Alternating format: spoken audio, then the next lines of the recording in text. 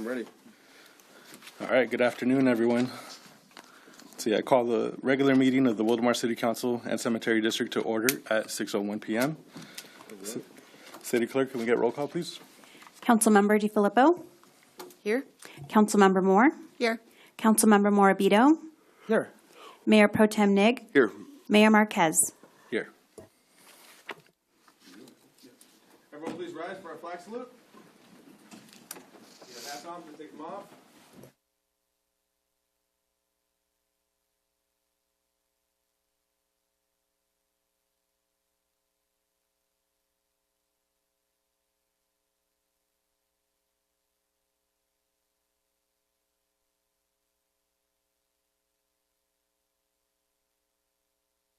I thought about the Pledge of Allegiance. So in grade school, you say it every day, and then you go for like a good span of like 25 years of never saying it. And I've said it more now in my adult life than I've ever said it, like, ever. It's pretty crazy. Yeah. All right. Well, thank you for leading us on that, Mayor Pro Tem.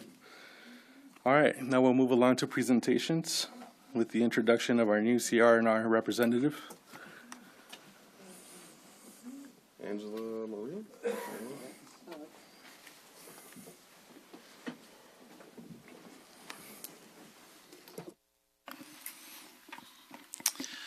Good evening, Honorable Mayor, City Council, City Manager, and staff. Thank you for giving us the opportunity tonight to introduce Angela. Angela is your new Derek.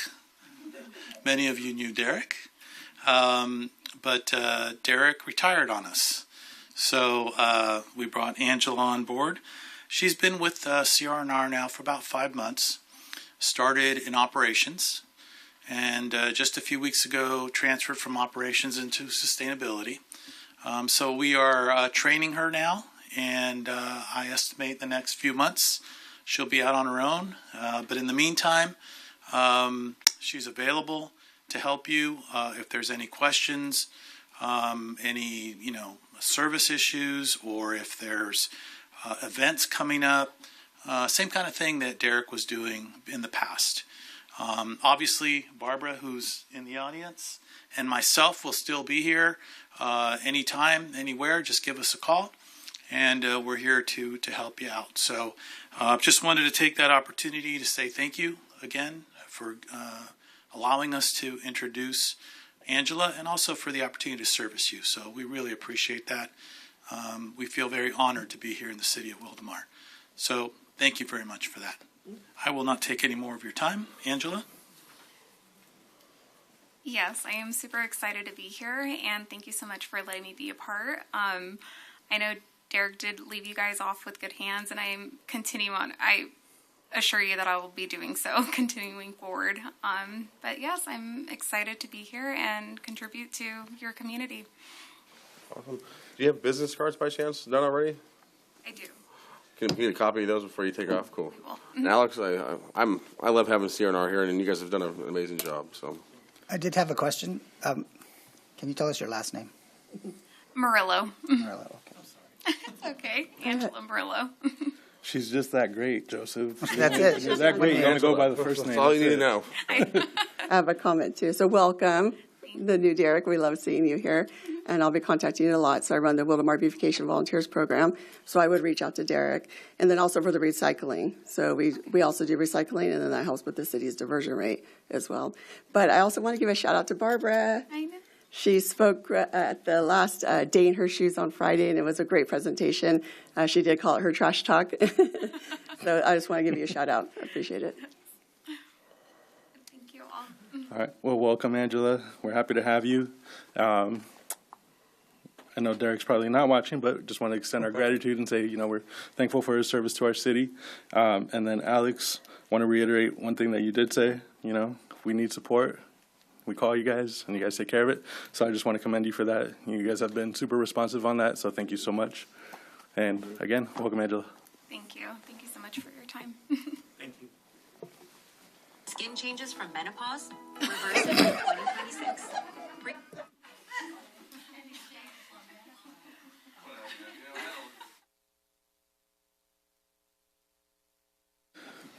That was planned. Skin changes for menopause. All right. Next up, we'll have a presentation from the League of California Cities legislative update given by Jesse Ramirez. Is Jesse? I don't see him. Maybe come back to him. All right, maybe we'll come back to that. Moving along, we do have a proclamation that was requested by Riza Robinson. She's a student at Cal Poly Pomona. She's a Wildomar resident. She was not able to attend to accept this certificate. However, she did request this proclamation in honor of National Nutrition Month. I thought it'd be great to recognize them. As this month, the Chamber's putting on Restaurant Month, and we also have our We Are Wildomar focus of supporting local. So eating local is included in that. And so with that, we've got this beautiful proclamation. It says, now therefore be it proclaimed that the city of Wildomar does hereby proclaim the month of March as National Nutrition Month, and we encourage all citizens to join the campaign and become concerned about their nutrition and the nutrition of others in the hope of achieving optimum health for both today and tomorrow. Proclaimed this 11th day of March, 2026. All right. Is Jesse here yet? No. Too soon? All right. College rules, you know. With that, we'll move along to department reports. We've got Public Works Engineering Department quarterly report presented by our Public Works Director and City Engineer, Jason Fragg. Thank you, Mayor. Good evening, Mayor, members of the City Council. This is the quarterly report for the Public Works and Engineering Department. I'll just get started here. Sorry. As we've shared before, the Public Works Engineering Department is made up of three primary divisions: our Maintenance and Operations, Capital Improvement Program, and our Development Engineering Division. I'm actually going to jump ahead to the very end. Sorry. I should have placed this earlier, so I apologize for that. Before we get into the presentation, I just wanted to highlight some department transitions that we've had happen recently. So as you may know, the Community Services Department, the staff within that department have transitioned into the Public Works Department. That change became effective on March 1st. And so as of March 1st, this is the new general structure for the Public Works Engineering Department. And so before, Public Works primarily just oversaw roadway maintenance, which includes, traffic, the roads themselves, traffic signals, street lights. We now also are overseeing the cemetery operations, facilities and fleet, maintenance services, including landscape maintenance, and then also our solid waste program. And so we work hand in hand with Alex and Barbara and the team at CR&R. And so Daniel Torres has transitioned into the role of Public Works Manager, and he is now overseeing our Public Works Maintenance and Operations Division. So I just wanted to highlight that at the beginning, because I'm going to ask Daniel if he could come up and provide an update on the maintenance and operations for the last quarter. I will add that the quarter actually includes an extra month, and the reason for that is our next quarterly report will start with the fully transitioned department. So the next quarterly report will start from March on. And so you'll see a full update, including cemetery, parks, landscaping. So this update is obviously not including those details.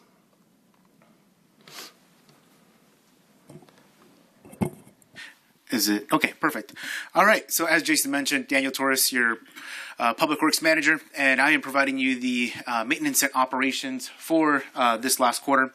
And key items we want to note is that our team, they are very robust on what they do. They're able to take care of pretty much all kind of both potholes, smaller, and then actual larger square footage. And so what we'll see here in this presentation, this portion of the presentation, is those type of activities, right? They take care of all the weed abatement within the city right-of-way.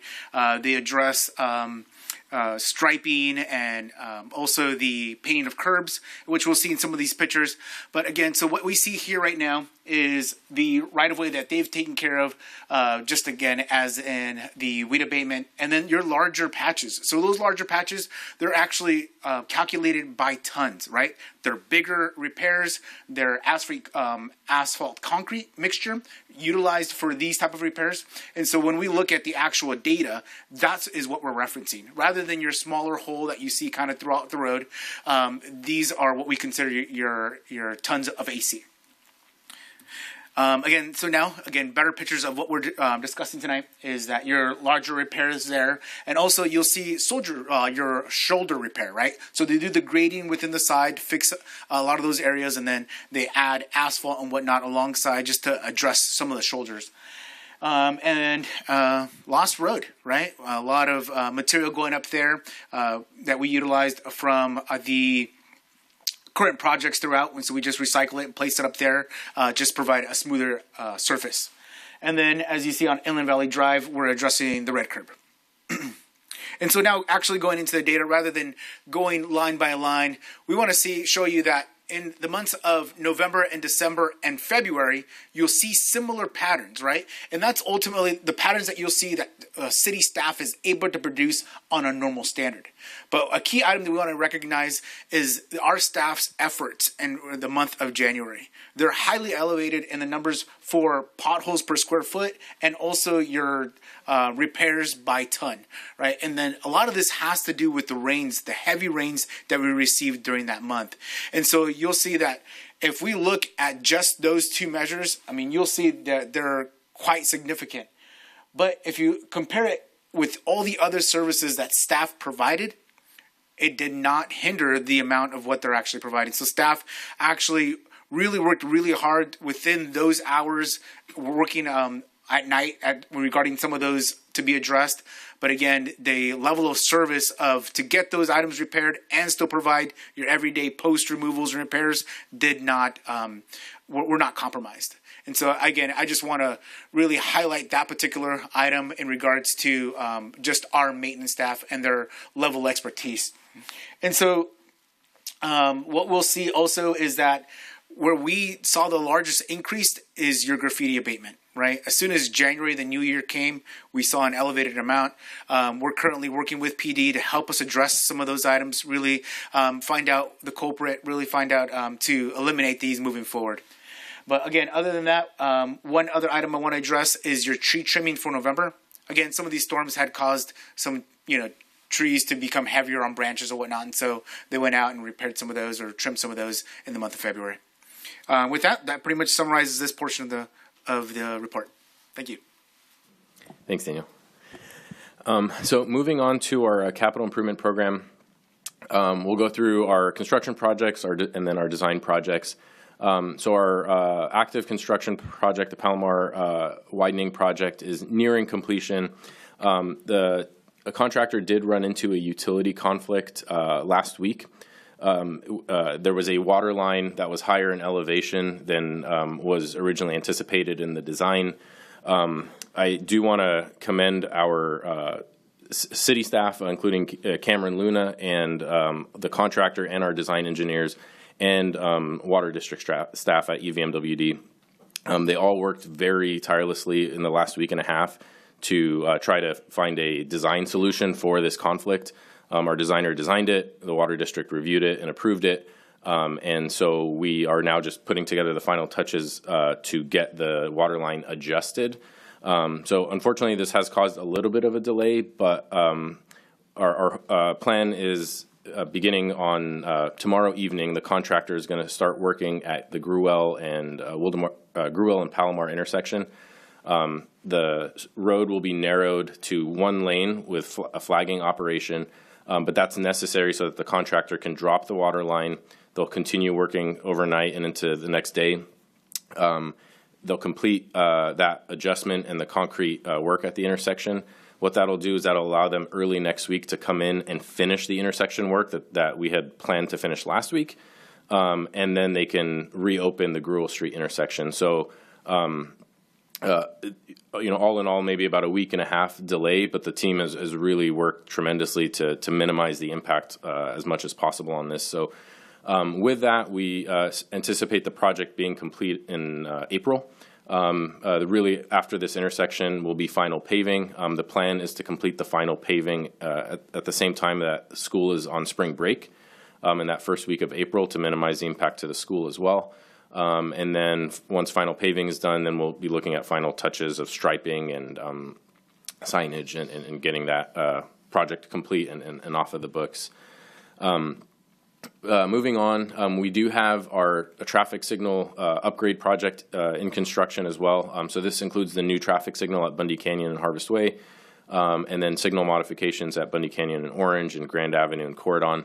The contractor has started, as you can see in these photos, drilling for foundations, installing some of the signal pole foundations. The signal poles themselves have a very long lead time. They're sometimes up to 6 months. So there may be a pause between the foundations going in and when the signals go up, just because it takes that long for the materials to arrive. But this project is progressing, and we are estimating completion in September of this year. This will also include the protected left turn at Orange and Bundy, which I know the community has asked about as well. Jason, if I can just interrupt you real quickly. At a previous meeting, you had shared an update about this, and you had mentioned that there's possibly a way for us to get a loaner sign. Is that, you recall that? And then that might have been specific to Harvest Way? A loaner sign for... Or for a traffic signal or light or something like that. Do you recall that? I don't. I apologize. It's all right. Okay. No worries. Sorry. Yeah, if you remember any more details on it, let me know, and I'll try to answer that. But yeah, our next project that's actively in construction is the Bundy Canyon Road Rehab and Slurry Seal project. So the contract has been awarded. We have received the contractor's schedule on this, and so they are planning to complete the rehab of Bundy Canyon in phases or in multiple mobilizations. So the first segment, which is from the high school, from about Angels Lane, actually, which is between Orange and Almond, from Angels Lane west to Mission Trail, the contractor plans to do that work during spring break of the high school, which would be the first week of April. Following that, then they plan to move on the east side of the freeway and complete the rehab in about mid-April on the east side of Bundy Canyon. And then they'll come back and do the portion under the freeway. And the reason for that is because the portion under the freeway still requires a permit from Caltrans and may actually require night work, just given the impact to the on-ramps and off-ramps. So that's tentatively scheduled for early May. And then they're also planning to do the slurry seal citywide that you see on that map also in the month of May. In design, we have several projects in the design phase. Our biggest one is the Bundy Canyon Road Segment 2 project. We have a construction management request for proposals due this week for firms to submit proposals to help administer or oversee the construction phase. Our goal, we're targeting, is to advertise the project around June or July of this year, and then see how the bids come in to decide when we can move or when we can award that contract. The Bundy Canyon Road Sidewalk and Bike Lane Improvement Project. This was a smaller contract that the council awarded a few months ago. We actually just had the kickoff meeting with the designer today. This is just a smaller project to close sidewalk gaps between the high school and the east side of the freeway near Monte Vista. So that this was a project that we had received grant funds for that will be moving forward into the design phase. We're also planning to award a design contract next month for the Sedco Boulevard roadway improvements. This also includes the storm drain, so we can get that project moving. And then we are currently reviewing evaluating proposals for the Sedco Line F2 storm drain design. This is north of Gafford and south of Lost Road. Two more projects that are in design. The Mission Trail Sedco Sidewalk Project. This is that last segment of sidewalk north of Alberta. We're very near design. We're making some final adjustments before we get ready to advertise that for construction. And we're also coordinating with the Water District as they're working on the sewer improvements on Mission Trail. And then we are doing some pedestrian crossing enhancements. We received highway safety grant funds for various signalized intersections throughout the city, adding audible pedestrian push buttons at the intersections, and then countdown timers for pedestrian crossings. And lastly, we'll move into development projects. So some of the major development projects in construction include the Camellia Townhome project. This is being developed by KB Home on the south end of Palomar. They're constructing the realignment between Palomar and Jefferson, and then a realignment of Palomar down to Washington. So rough grading, as you can see, is substantially completed. They are starting on the off-site street improvements. They have completed a lot of the storm drain improvements. So we can expect to see potentially in the coming maybe month or two a modification to the traffic pattern as they start to shift traffic onto the new Washington alignment while they reconstruct the existing Palomar connection to Jefferson. So we'll work with our community engagement team to post updates to keep the community updated on any major changes there. Wildomar Crossroads is actively in construction. They've substantially completed all their rough grading. They have moved into the precise grading phase, which includes on-site utilities and storm drains and retaining walls. And so they're moving forward, and we expect to see them move forward on off-site improvements as well in the near future. And then I will pause here, and I'm going to ask Robert if he wouldn't mind just sharing an update on the Walmart project, and then we'll continue forward. Good evening, Council. Robert Flores, Community Development Director. Be happy to provide an update and refresh our memories on the Walmart project. As you may recall, back in 2015, the city entitled Walmart on Bundy Canyon at the corner of Bundy Canyon and Monte Vista. That project actually, after a few revisions, includes a Walmart superstore. And what that entails is that it's general merchandising, a robust grocery section or grocery store, an auto care center, a pharmacy, and also their new pickup option for the store itself. The building itself is approximately 181,000 square feet. It does include 911 parking spaces. And a few of the features that I want to point out is that it has a newer shopper-friendly layout.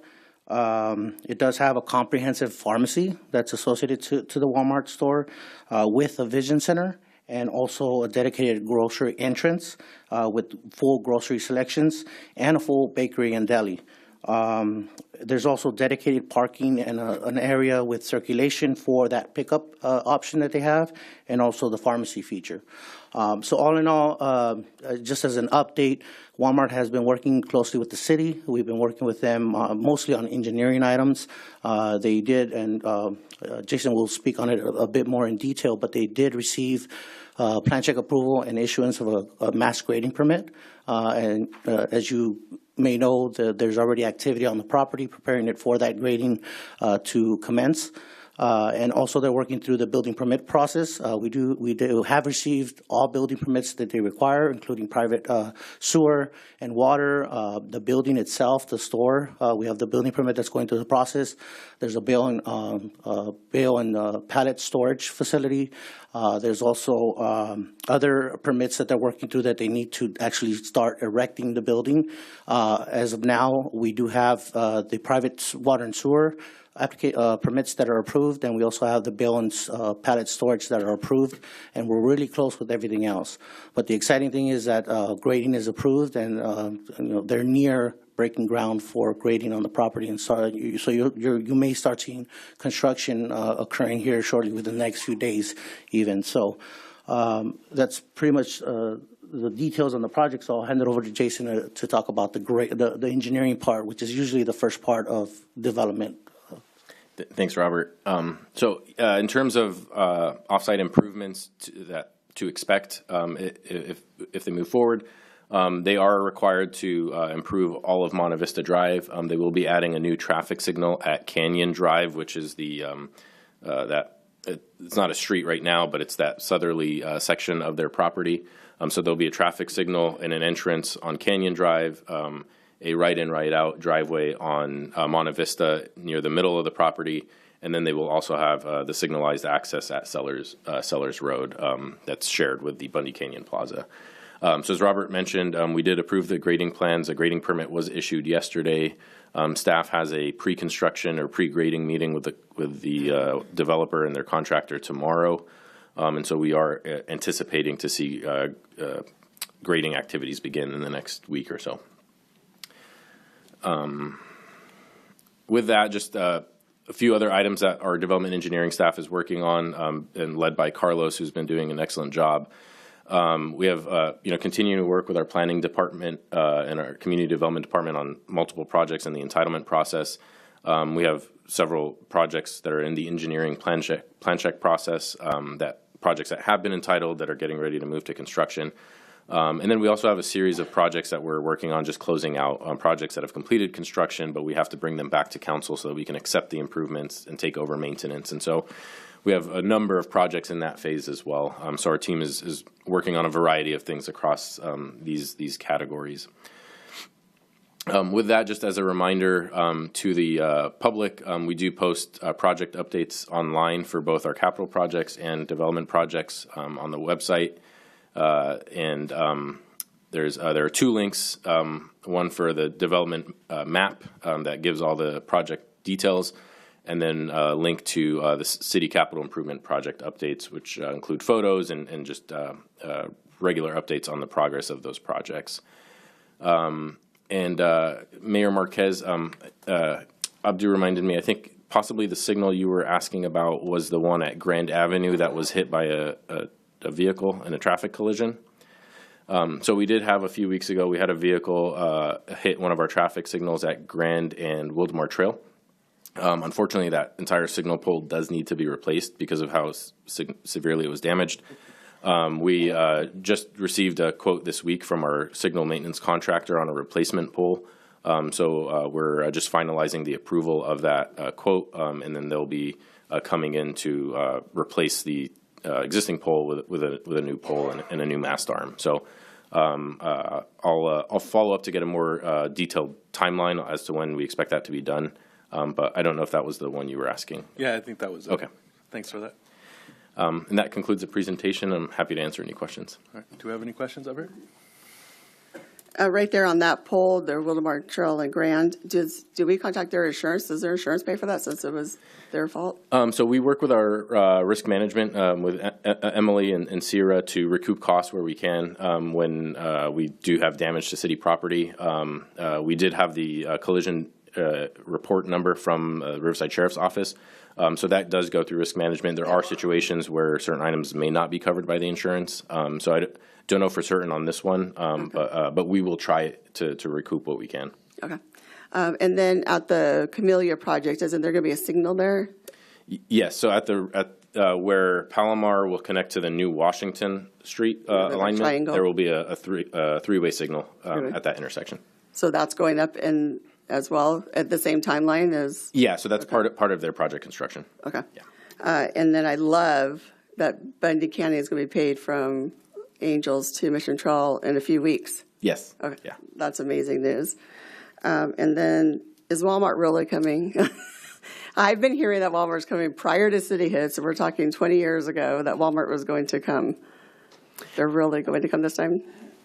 So I guess I can give you the facts that, like I mentioned, we have issued them a grading permit. They have had activity on site, doing some minor clearing and setting up BMPs for stormwater pollution prevention. And we do have a pre-construction meeting with their contractor. So they have a full contractor team lined up. They have a full engineering team lined up.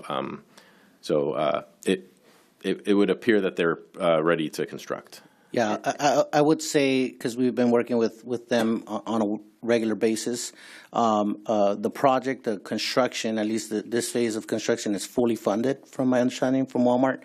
They do have a contractor team already on board, and they've been working diligently through a lot of the process, and everything is pretty much ongoing and close to wrapped up or pretty much wrapped up, and they're ready to break ground.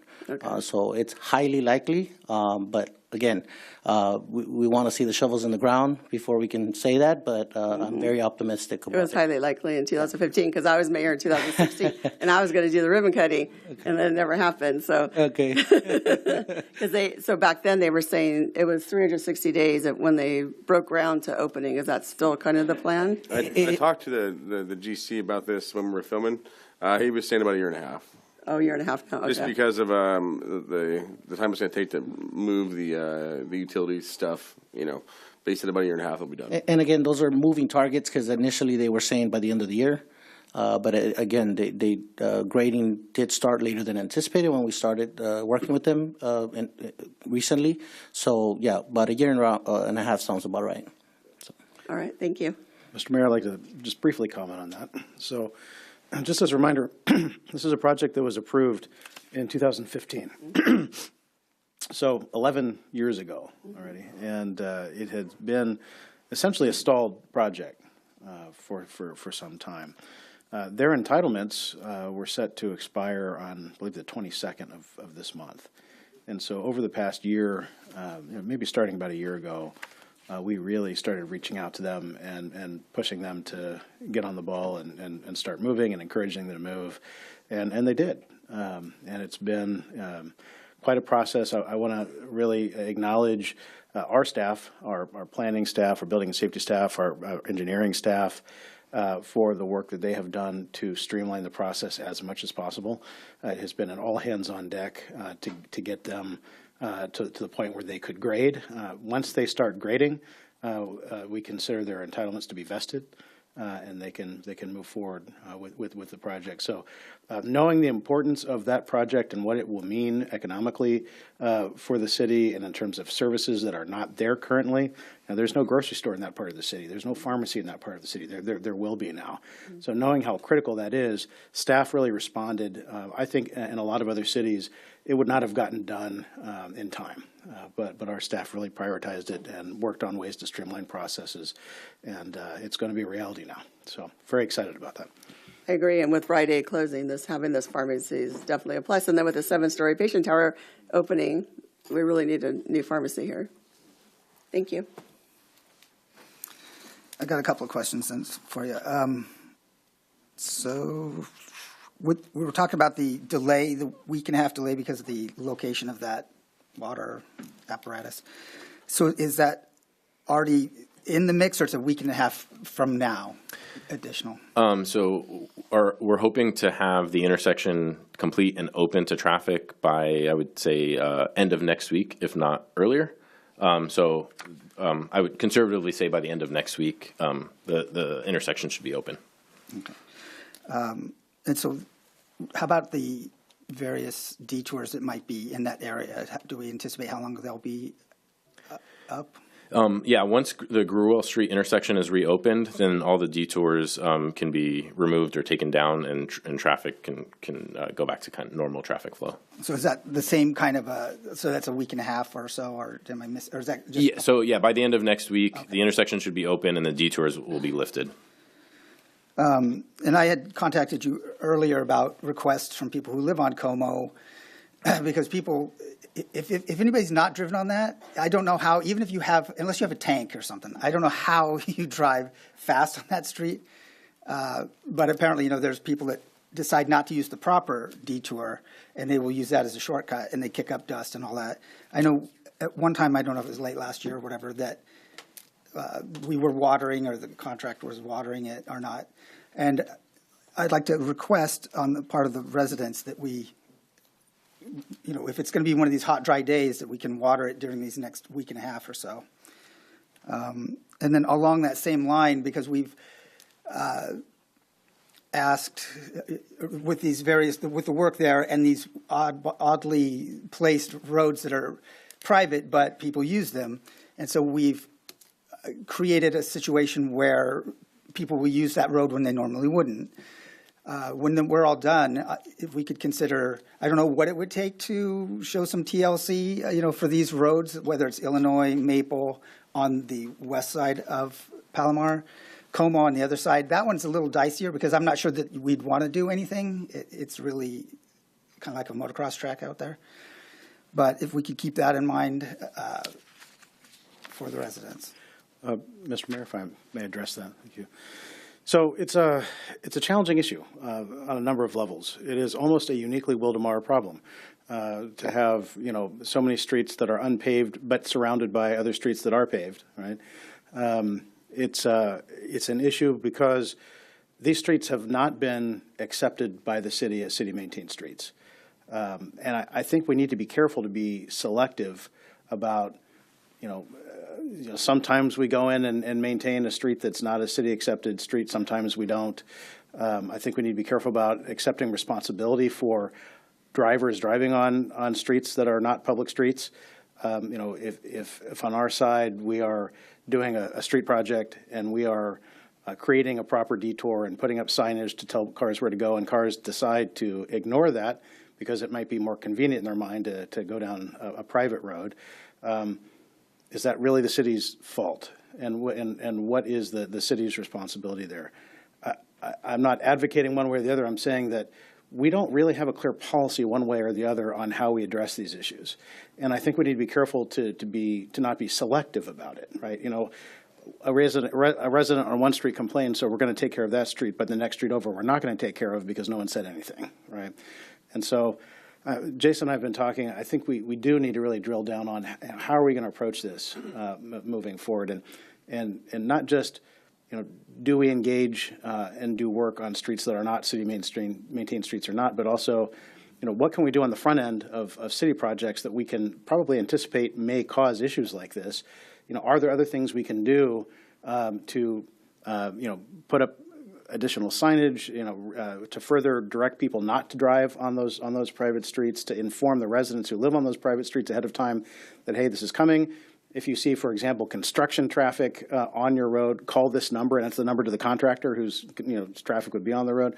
So I think we recognize that there is an issue here that we really need to address in policy, but I want to be careful that we're not just kind of off the cuff, being inconsistent on how we're doing it.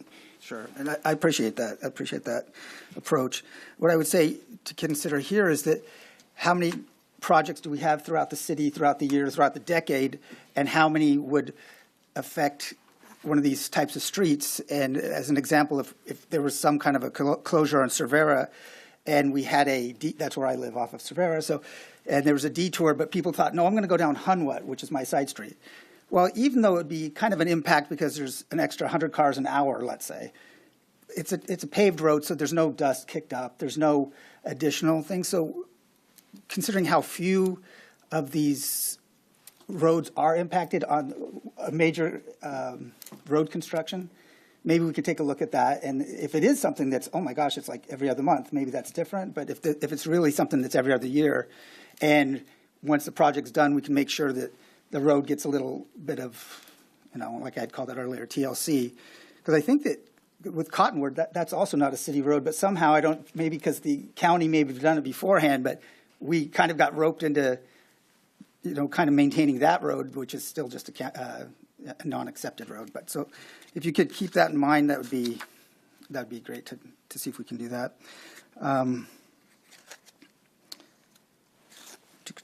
So then earlier, we were talking about, wait, because I know when Daniel's part was up.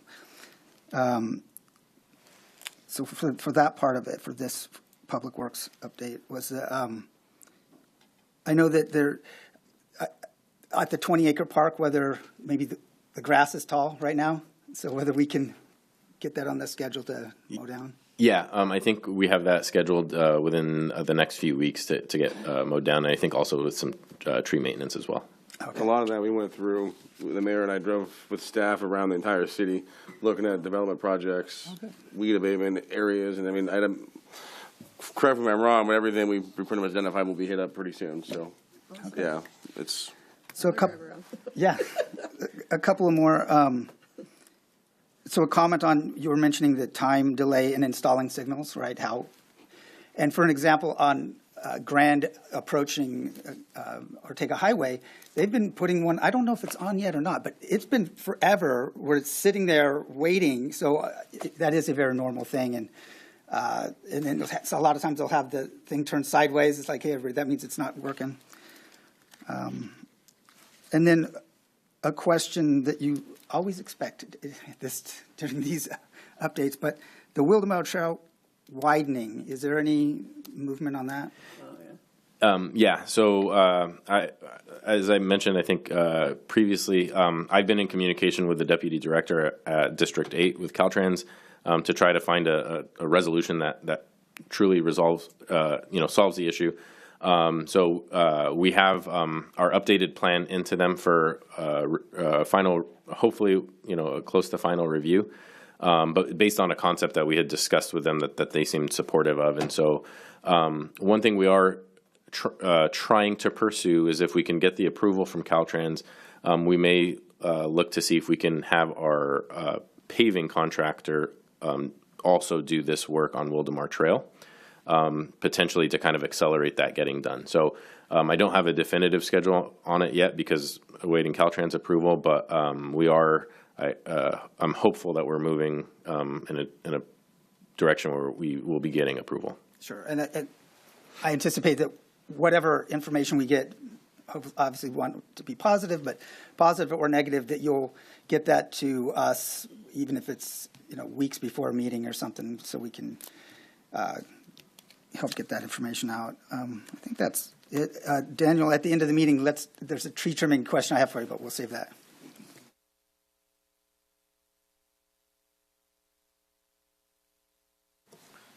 Got any comments? No, it's okay. All right. Well, thank you so much for that presentation, Jason and Daniel. And I, like Councilmember Moore mentioned, super excited to hear about the Angel Lane 2 Mission Trail being expedited and completed, 2 months in advance. I think last month we had heard target was in the summer, and so now to hear that it's going to happen during spring break is just awesome. Thank you guys so much for your work on that. All right. That concludes the department reports and brings us to public comment. So this is the time when the City Council receives general public comments regarding any items or matters within the jurisdiction that do not appear on the agenda. Per the Brown Act, the City Council members are not allowed to respond to the public comments not on the agenda. And as a reminder, we have 3 minutes of public comment. So City Clerk, do we have any public comment? I'm sorry, 3 minutes per speaker, unless they get time donated. But City Clerk, do we have any public comments? Yes. Ruthie?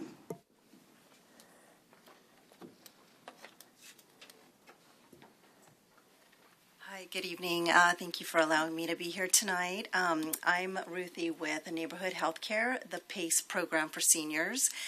And I wanted to be here to share with you the program because we are pretty new here in Murrieta, where we've been here about a year. And this program covers all health care, transportation, a day center, and home care for seniors. It's an all-inclusive program. And the best part of it is that there is no cost. It's all covered by Medi-Cal. So we are here for the seniors, and we're here, we're in Murrieta, and our day center's there. It's a great program, so just wanted to share that with you all. Do you have any flyers? I've got some information. Wait, okay, we'll leave them this. Okay. Do you offer tours, Ruthie? We do offer tours. I welcome you all to come into Murrieta, call me, and I'll schedule a tour. For you to come We see try to the avoid that city, but we'll make an exception. No, I went. So- I've known Ruthie. I've known Ruthie for about a year now, and she invited me for a tour. It's a very nice place. If this is seniors, they have so many activities, offer a beautiful patio they could sit on. So it's a really nice place. Fantastic. Well, thank you so much for coming today, Ruthie. We appreciate that. And we'll make sure to share that information out as well. Next speaker is Anthony Pugh.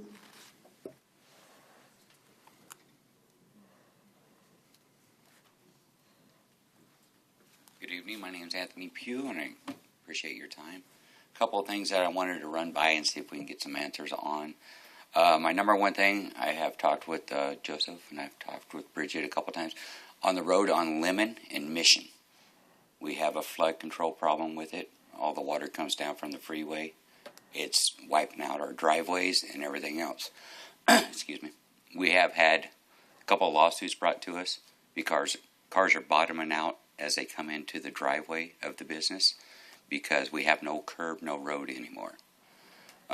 They have tore our road up 4 times within the last 2 weeks.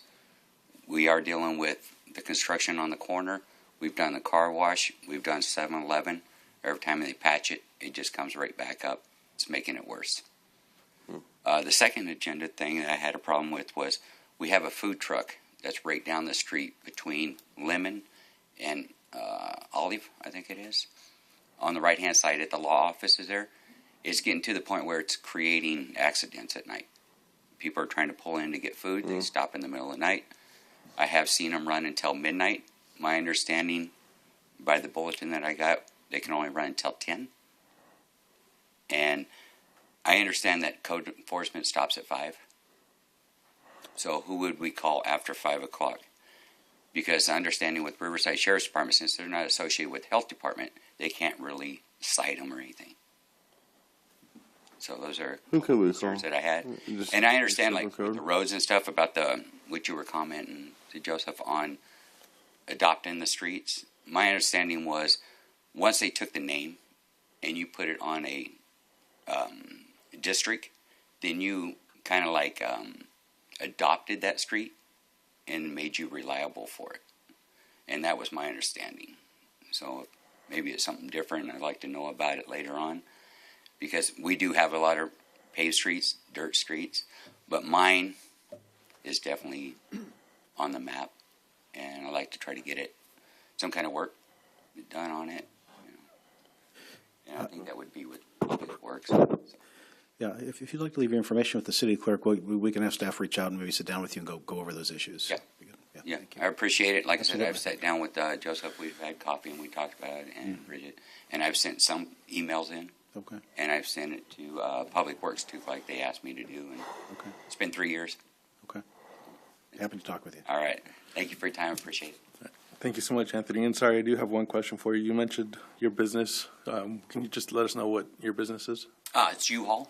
Got it. And we're on the corner of Mission and Lemon. Okay. Got it. Thank you so much. No other speaker. All right.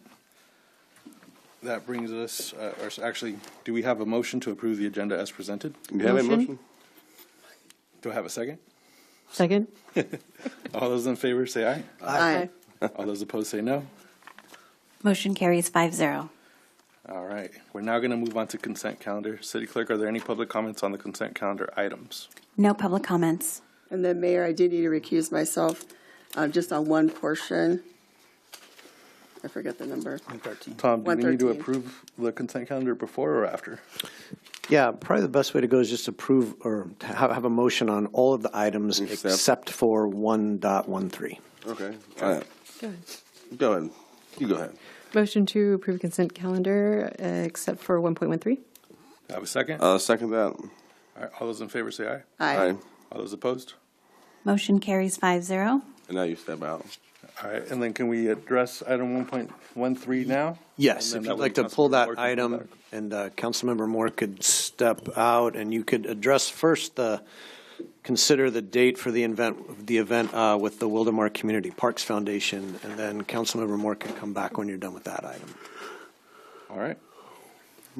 So item 1.13, presented by Corey Gorham. Good evening, Honorable Mayor, Mayor Pro Tem, and City Council. Corey Gorham, Assistant to the City Manager.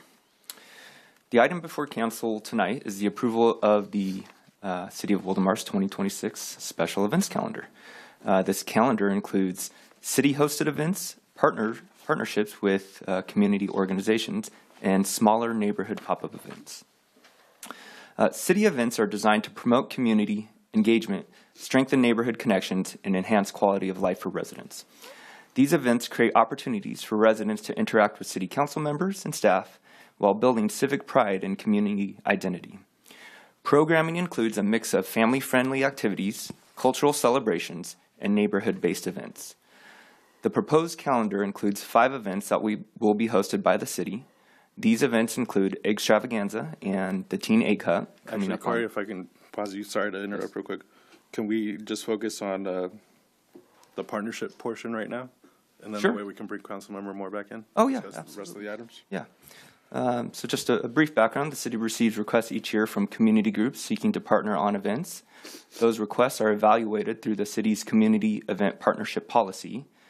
Event organizers must submit a temporary event permit application for city review.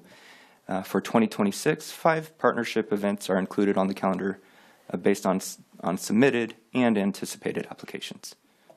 So the one for Councilmember Moore is Earth Day, which is planned for Saturday, April 18th. All right, thank you so much. All right, do I have an approval for that item? Motion to approve item 1.13. And I'll second. All right, all in favor say aye. Aye.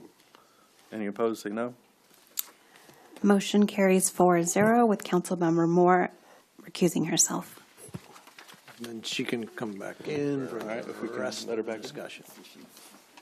We're going to move on, right? Well, the rest of the Oh, I see, items, yeah. the rest of the events.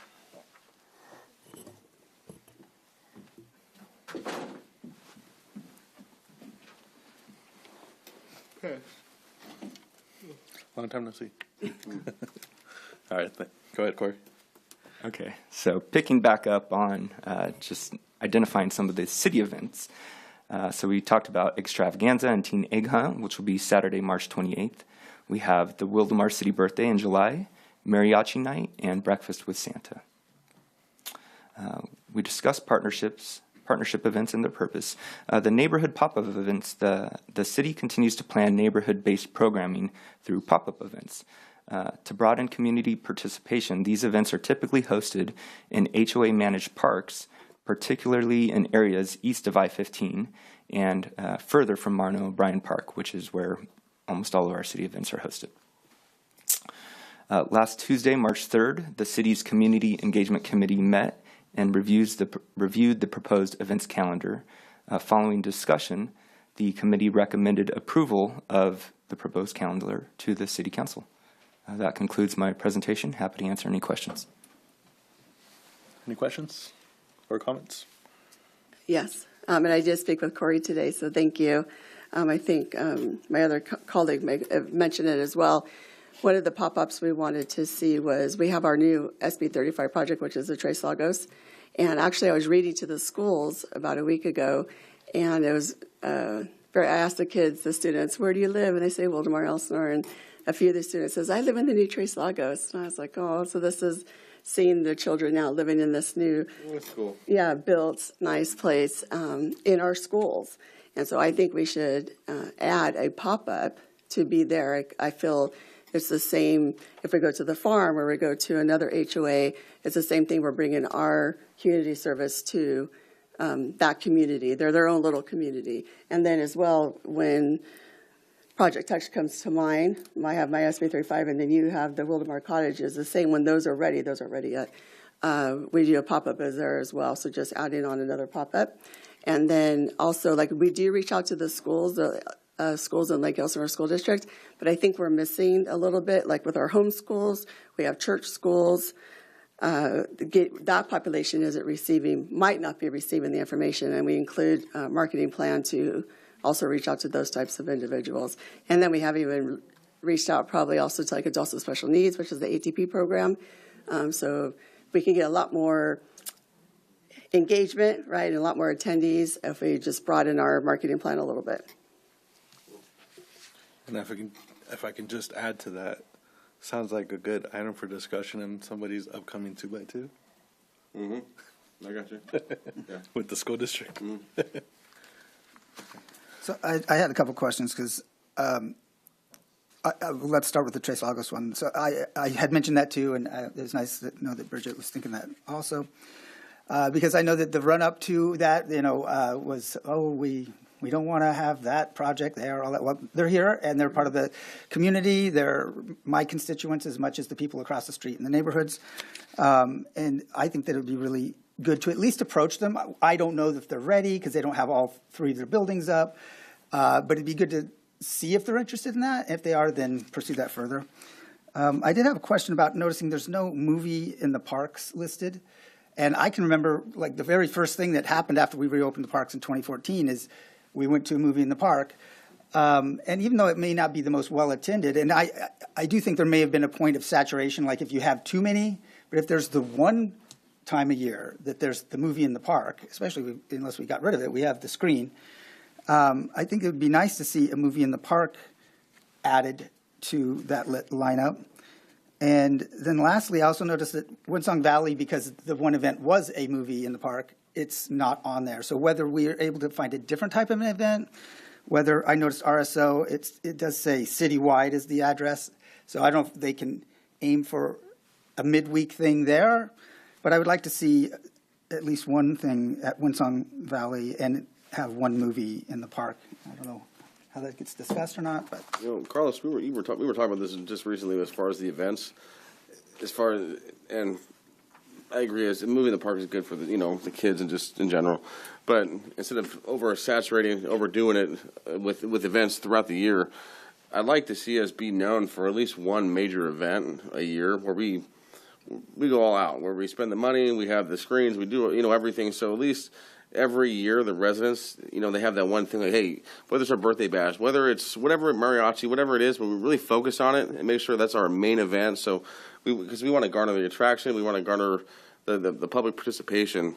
And I'm not sure what that answer is. I just have the broad stroke of that being the case. But I'd like to see us get into that direction next year, where maybe we spend a good portion of the budget we spend on at least one just major event and make that our the thing we hang our hat on every year. So I like that idea, and then I think in order to do that, then we need to pick a date. I agree. And we have to be smart. We need all our dates out. We need all the flyers out. We need everything on Facebook, all the social media now.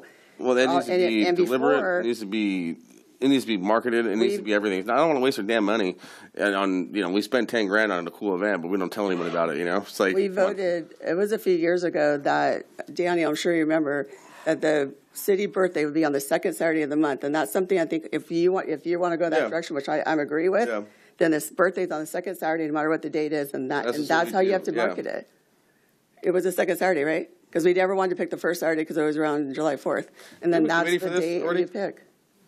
Huh? We have a committee for we just met last week. Okay, well, but do a better job, all right? One of the things that's on there and that we discussed in that, so we're jumping a little bit ahead in terms of council comms, but we are looking to approve events much sooner. Okay. So that for the upcoming year. So that's in motion now. Yeah. Mr. Mayor, if I may, a couple things. So yes, moving forward, our plan is to have the committee meet in November and nail down the events. There's been a lot of transition this year, a lot of reorganization, and so it was delayed from when we would normally have that. So moving forward, the plan is to have that meeting in November. We'll have all the dates. So beginning of the year, everything will be set. We can market everything, put all the dates out there. And we talked about using was it Peach Jar from Elsinore School District? Yes. I mean, I want to make sure we're very deliberate and, like Bridget was saying, marketing. I think there's groups of people and we're not hitting. That we're not hitting, and we're not even trying to hit.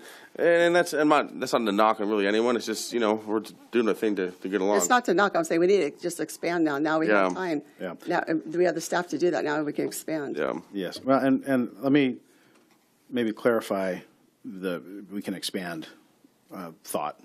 We discussed this with the committee. It's important to me that if we do something, whatever we do as an organization, that we do it well. Yes.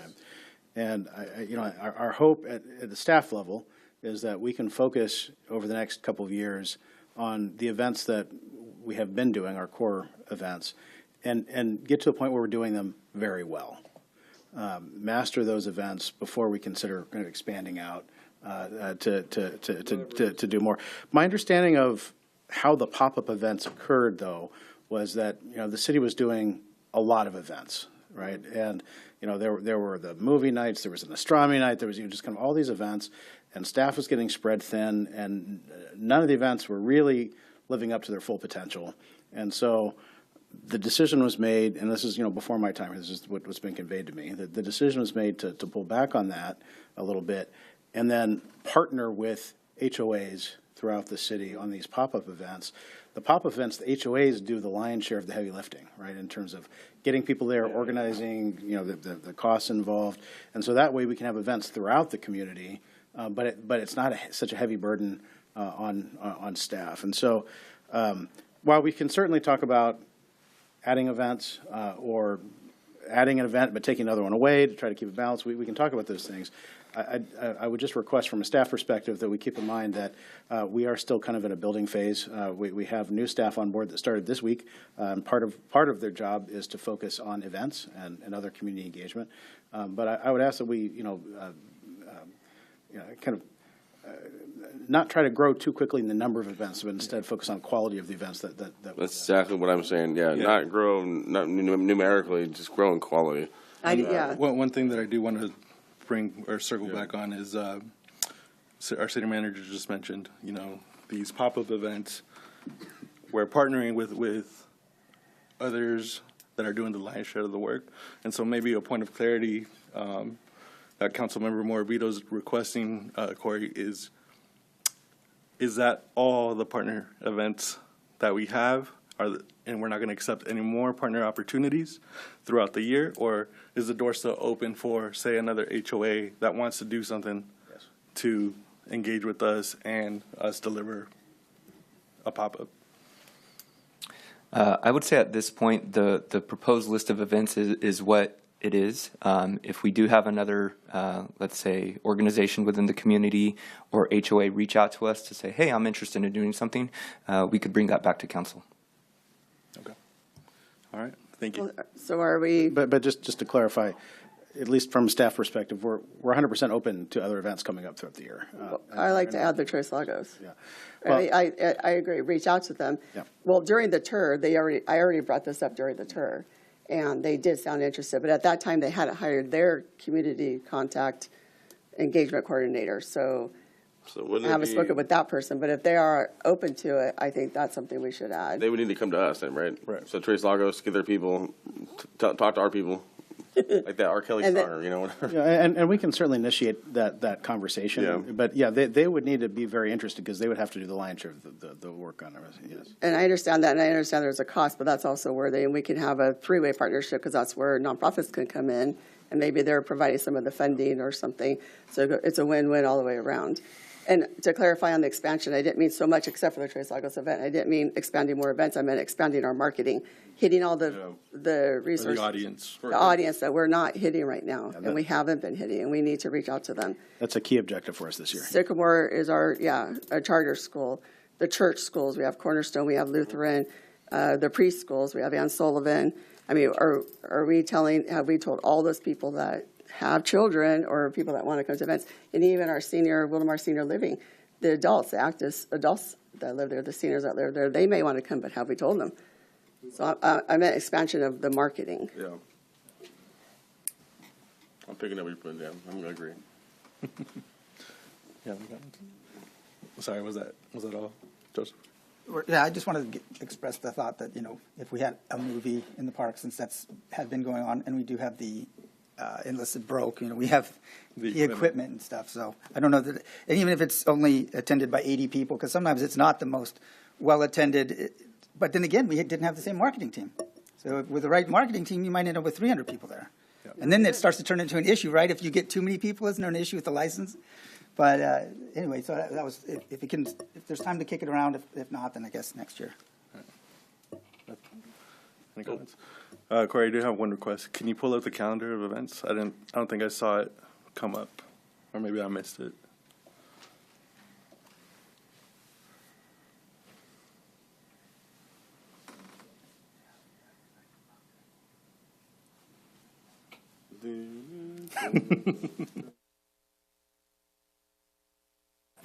So we don't currently have the capability to pull it up. I'd be happy to read off the list if you'd like. Provide the dates. Sounds crazy in 2026. Save the date, if you could. Do you want me to read it? Sure. So we have, on the March 28th is our extravaganza, which is for the smaller age children. At night is the teen egg hunt, which we turn off all the lights off at the park, and we have the teenagers search by flashlight. That's Saturday, March 28th. And then Saturday, July 18th is our Wildomar City birthday. Saturday, September 19th is Mariachi Night. And then December 5th is our Breakfast with Santa. And then Earth Day event is Saturday, April 18th. Memorial Day, Monday, May 25th. Kids Ride into Nature Car Show. This is the Santa Rosa Plateau. That is Saturday, May 30th. National Night Out is Tuesday, August 4th. And that's actually going to be in Lake Elsinore because we do rotate the locations between Elsinore and Wildomar. So this year it's Elsinore's turn. The Fall Family Fun Fair, Saturday, October 17th. And then we have our RSO there in the back. That will be citywide, so we don't have the dates for that yet. And then also pop-up events at Briarwood, the farm, Windstone Ranch. And then are we going to add, if interested, Tres Lagos? I believe that was the 'Cause I don't wanna direction have to that we come got back. from the city manager. Yeah, we could certainly add that, yeah. Because I don't want to have to come back if, With the understanding that yeah. they're willing participants. Right. Yeah. Okay, All right, great. I'll move. Sorry, I do have Okay, sorry. just one comment. So, as you heard, the extravaganza and the teen egg hunt will take place at the end of this month on March 28th. The extravaganza is targeted towards youth 12 and under, and our teen egg hunt is just that, targeted towards our teens. So please help us keep our kids safe and make sure that your child participates accordingly where they fit in. Yeah, darn kids. Jeez. That's a good point, because we do have younger children that come to Teen Egg Hunt. All right. That's it for me on that. So thank you, Corey, for that presentation. Make a motion to approve with the addition, if interested, Tres Lagos. Second that. All in favor? Aye. Aye. Aye. All those opposed? Motion carries 5-0. All right. Look at this handling stuff. Shoot. All right. So that brings us to public comments. Are there any public comments? Oh, sorry, public hearings. Are there any public hearings? There are no public hearings. No public hearings. All right, moving on to general business. We have item 3.1, resolution approving the establishment of a public agency post-employment benefits trust presented by Finance Manager Adam Jantz.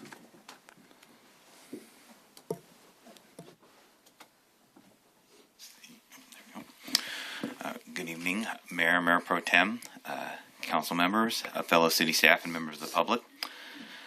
Before I turn it over to a representative from PARS, I'm just here to introduce to you the resolution to establish a PARS 115 trust. So, and give you a little background first. So, with the conclusion of the fiscal year 23-24 audit, the city saw a noticeable surplus in the general fund monies. And so at mid-year of fiscal year 24-25, the city set aside about $900,000 at the council's direction to eventually be used to fund the city's unfunded pension liabilities under CalPERS. So the money was set aside in a new fund that was established, Fund 103. And after looking at various options, the city settled on a 115 trust established by PARS to fund the city's what they call UAL payments, which are our unfunded accrued liabilities under CalPERS. So we bring to you tonight a resolution to establish that. So we are currently looking to establish the pension rate stabilization program fund. Now we have various options. The one that we're looking at right now will be strictly for city use. We would need to establish a separate one for the cemetery, which we are not planning to do at this time.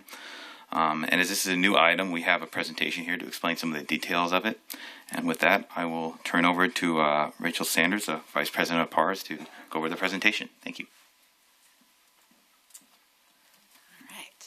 Good evening, Mr. Mayor, City Council members, City Manager, and staff. Glad to be here with you. My name is Rachel Sanders, and I am a Vice President of Consulting with PARS. So, as mentioned, my goal for this evening is to provide you with an overview of the PARS 115 Trust. So, I'm not sure if I have, there we go, perfect. So I will start by just giving you a brief introduction to PARS and our partners on this program. So PARS stands for Public Agency Retirement Services, and we are actually both the pioneer and leading provider of pension pre-funding as well as the 115 Trust overall. So we are really the city's main point of contact to ultimately establish the trust.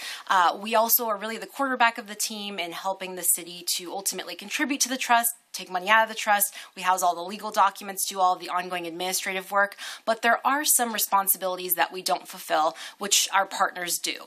And so you'll see our trustee, U.S. Bank, there on the bottom left-hand side of the page. They provide all of the oversight protection as planned fiduciaries, so they safeguard all of the assets in the trust on behalf of your city. And then, of course, we have PFM Asset Management on the bottom right-hand side. PFM Asset Management is the company that oversees all of the investments for the 115 Trust. And there is a unique way in which the city can invest in this program, which is something I will continue to talk about as we move forward. So we do have over 500 member agencies that are participating in the PARS 115 Trust. And so this is a sampling of those member agencies. We tried to highlight some of your neighbors here in Riverside County, so you'll recognize a lot of your neighboring cities participating. Riverside County is also a member. Just last week, actually, City of Menifee adopted as well. So again, we have a lot of relationships here in the county. And when it comes to the structure of the trust, as Adam alluded to, I know that the initial intent for the city is to set aside money to pre-fund the CalPERS pension liability. But I will just provide sort of the overarching structure of the trust and sort of explain how it can be used in the future as well. So PARS has what's called an IRS-approved combination 115 trust. And so our trust is actually set up to allow cities to pre-fund pension and or OPEB liabilities. So the city's OPEB liabilities are its retiree medical liabilities. So that's not something that I think the city wants to pursue at this point in time. But with the adoption of this combination trust, should the city decide to set aside money specifically for those retiree medical liabilities in the future, it is an account that can be opened and utilized at the city's discretion. However, with the focus tonight on the pension side of the trust, any money set aside in this pension account is irrevocable per the nature of a 115 trust. So once it's set aside, it can only be withdrawn for those CalPERS related expenses. So the city can reimburse its general fund for its annual CalPERS costs, or it can direct PARS to pay CalPERS directly at any point in time to pay its annual costs or even pay down your unfunded liability. So again, it's fairly liquid in the sense that that money is there dedicated for pension. It just can't be utilized for other purposes. So I will very briefly touch on your OPEB results. Again, the intent is not to start with OPEB, but since, again, the trust can be used for OPEB one day, this is just a quick snapshot of where the city's at with its current OPEB liabilities. Again, this is for your retiree medical liability. You can see that as of the last measurement date, June 30th, 2024, the OPEB liability was just around $900,000 for the participating members in the city. Ultimately, when we think about kind of the biggest benefits of pre-funding OPEB, it really comes in the form of being able to diversify investments. And I alluded to PFM Asset Management earlier, and that's really where their expertise comes into play for both OPEB, if you ever want to use it, and for pension. Without going into too much detail, with OPEB, once you diversify investments, there's lots of ways to improve your actuarial valuations that you're doing on a 2-year cycle for OPEB. That can improve your balance sheet and another of other reasons. Again, I want to keep that very high level, though, since that isn't the focus of tonight. Instead, I'll focus my attention on the next couple slides, which get into your pension funding status. So what we have here on the screen is the publicly available information from CalPERS, which represents your measurement date of June 30th, 2024. So unfortunately, this is the most up-to-date information that we can get from CalPERS. It's always really a look back when we're looking at these pension numbers, but you can see on the screen here a comparison between where the city was at in 2023 versus 2024. So the good news is that your unfunded liability did drop a little bit from the prior valuation to this most recent one, and your funded ratio did go up a bit. So the city is right around 87% funded with CalPERS. I will note that the range that we tend to see for California cities is anywhere between 60 to 80%, so you're actually doing better than a lot of other cities that we work with, which is the good news. But of course, if we look at the trend lines on the two bottom rows, you can really see why this tool is so popular for cities to utilize. And it's really because of the trend line that we see across the state of California of rising costs with CalPERS. So unfortunately, this has been a trend that started long ago. And when you look at your city's employer contributions, you can see last year they were at roughly $346,000. Expected to increase 12% this fiscal year to $388,000. And when we project out into the future, we're looking at even more significant increases. The next 5 years or so, we're going to see over a 23% increase per these projections to about $479,000. So as we see these rates continue to tick up, this is a tool that can be utilized, as the name suggests, to ultimately stabilize those pension costs. So that brings us to the next slide. Why do cities look to utilize a tool like this? These are the four main reasons that we tend to hear from working with other cities. Number one, the idea of local control over assets. I think oftentimes cities are hesitant to give any more money to CalPERS than they absolutely have to. Certainly you can pay above and beyond what your required costs are to CalPERS in a given year. But ultimately, it's sort of going into this abyss with CalPERS where you have no control over the money once you send it in.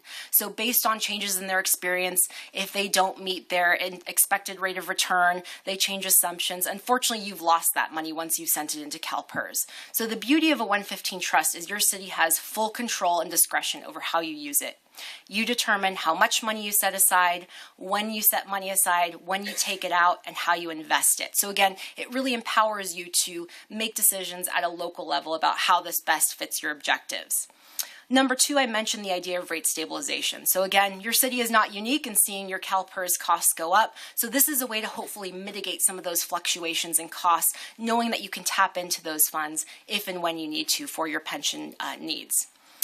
It's also considered by many to be a rainy day fund. Certainly your pension obligations are going to make up a significant portion of your ongoing budget. So knowing that you have a dedicated pot of money to handle those rising costs, again, really does serve as that rainy day fund that you can tap into if and when you need to.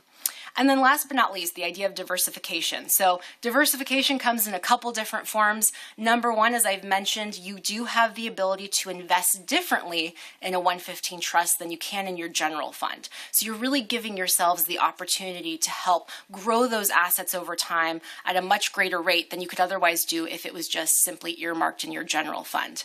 There's also the idea of diversification outside of CalPERS and not really putting all your eggs in the CalPERS basket, so to speak. Again, you have full control with the 115 Trust, which allows you to, again, do what best meets your objectives. So speaking of investment flexibility, ultimately the reason why you're able to diversify how you invest in the 115 Trust is that there are different California code sections that apply to a 115 Trust versus your general fund. So as you're all likely aware, your general fund is governed by very conservative code sections, which really don't allow you to invest in any stocks. Once you move assets out of your general fund and into a 115 Trust, however, there are code sections that allow you to invest in portfolios that do have some level of stock exposure. The codes simply require that investments be invested prudently and also diversified, and that's where the experts at PFM, our partners, come into play. They have created portfolios specifically that meet those needs of the code requirements. So those strategies can be seen on the slide here. They range in terms of their exposure to stocks or equity. As you can see, the most conservative strategy has about 15% stock exposure, and it goes all the way up to 75% stock exposure in our capital appreciation strategy. So the reason why there are a variety of different options is because, again, every city chooses to utilize this trust differently. And once these trusts are underway of being established, part of what we do is we bring in the portfolio manager to speak to the city team to ultimately better understand your objectives and make a recommendation to the team about where they think you might best be served in your investment strategy. So they talk to the team about things like time horizon, risk tolerance, all of the factors that could potentially impact them, helping you hone in on which investment strategy may make the best sense. You'll see also that we have both 5 and 30-year return expectations for each of these strategies, and certainly when we look at that, as you can see on the next page, in that middle box there, if we compare that to LAIF or, general fund investment returns that are maybe have been around 2% over the last 10 years, there's certainly some opportunity, again, to help grow assets at a quicker clip than you otherwise would be able to. So again, this just, again, speaks to what I just mentioned about the involvement of the portfolio manager. They're really here to serve the city in the capacity that, again, best meets your needs for ultimately utilizing the trust, and they take on that fiduciary responsibility in making that recommendation on investments as well. This is a look back at the historic returns. So what we have here are the actual experiences of every member agency that was in these pooled accounts over the last 1, 3, 5, and 10 years. Certainly, if you follow the stock market, the last 1 year, this is as of December 31st, was a fantastic year in the market. So I would say that these may not be what we would expect going forward, as you would have seen on the prior slide, but certainly as you look further out to that 10-year mark, you can see the benefits of being able to utilize a trust program like this to, again, help address those pension costs in the future. In terms of the program fees, we are very transparent on our fees. There is no cost to set up this program, and all of the fees for PARS and our partners are asset-based. And so the PARS fees are 0.25% of total assets. Our partners' combined fees are 0.35% of total assets. So in total, 0.6% or 60 basis points would be the total cost for all three companies for total assets. There's nothing else charged to the city beyond that, no trading or transaction fees, no termination fees if you weren't happy with the service for whatever reason. And so again, simply asset-based fees. And so ultimately, if the council decides to adopt the resolution tonight, that would allow us to start the process of establishing the 115 trust. We would work with the plan administrator appointed in the resolution to ultimately provide the legal documents needed to execute the plan. We would, again, set up a meeting with the portfolio manager to start to have those investment discussions. And once the account is set up and ready, the city would then be able to submit the contribution at whatever timing they decide to do so. It's also part of our company's philosophy to have routine check-ins. So not only will you be getting, or will staff be getting regular reports on both the investments and the activity of the trust, we also do have formal annual reviews so that PARS and the portfolio manager come out to provide comprehensive updates on the trust so that the city is aware of the dynamics of the trust and, of course, can make changes at any point in time as they see fit. All right, so I know that was a lot of information, and I am happy to answer any questions you all may have. City Clerk, do we have any public comment? No public comments. Do you have any questions up here on the dais? No, I'm good. I have a couple of comments. So on this, it's about the risks. So, right, and you did sort of go over that. And I guess what I would say is that it is different, obviously, because as an individual who has investments, so let's use me as an example. I'm over 60, and let's say versus our mayor who is not 40. We're different kinds of investors. He's long-term, I'm less long-term. The city is the ultimate long-term. It's always going to be here, so it can have a lot longer projection. I lived in Orange County when they went bankrupt or whatever, and part of it was some of this. I'm not sure, I don't know the details, but how it worked, but it's almost like if they would have just not sold anything and held on, because the market, even if it goes like this, eventually goes back up. So with that, you would almost want to be in the more aggressive, because over the course of time, obviously it's up to our money managers dealing with everybody, but instead of being the most conservative, which maybe you do when you're over 60, but when you're a city that's going to be there, it's an institution. You can ride out the waves, I would think. I don't know what the rest of the council thinks on that, but it's good to see us heading this direction. Any comments? Is this something you want? Yeah, there are a few things that excite me about this. We know we're going to incur these expenses. Right now, most of our just cash sits in LAIF. Right now, LAIF is returning under 4%, probably somewhere between 3.8 and 3.9%. So we know we're going to spend these funds on pension obligations anyway. In the meantime, we can park that money into an investment. It gives us the flexibility, even at a moderate, mid-level risk. We'd be earning probably 7, 8 over time. So when you're talking about, an initial $900,000 investment, building Money over we're time spending to anyway. a multi-million-dollar investment, that difference in interest turns into real money quickly. So that's where I really see the value here. Okay. Can you change the type of investment you choose? I mean, on a day-to-day basis, monthly, how does that work? Great question. I know Yes. when I would always just go my 401k. I'm going this. We're gonna see how this rides for a couple of days and see what happens. Yeah, great question. So you are certainly not locked into the investment selection Okay. that you make.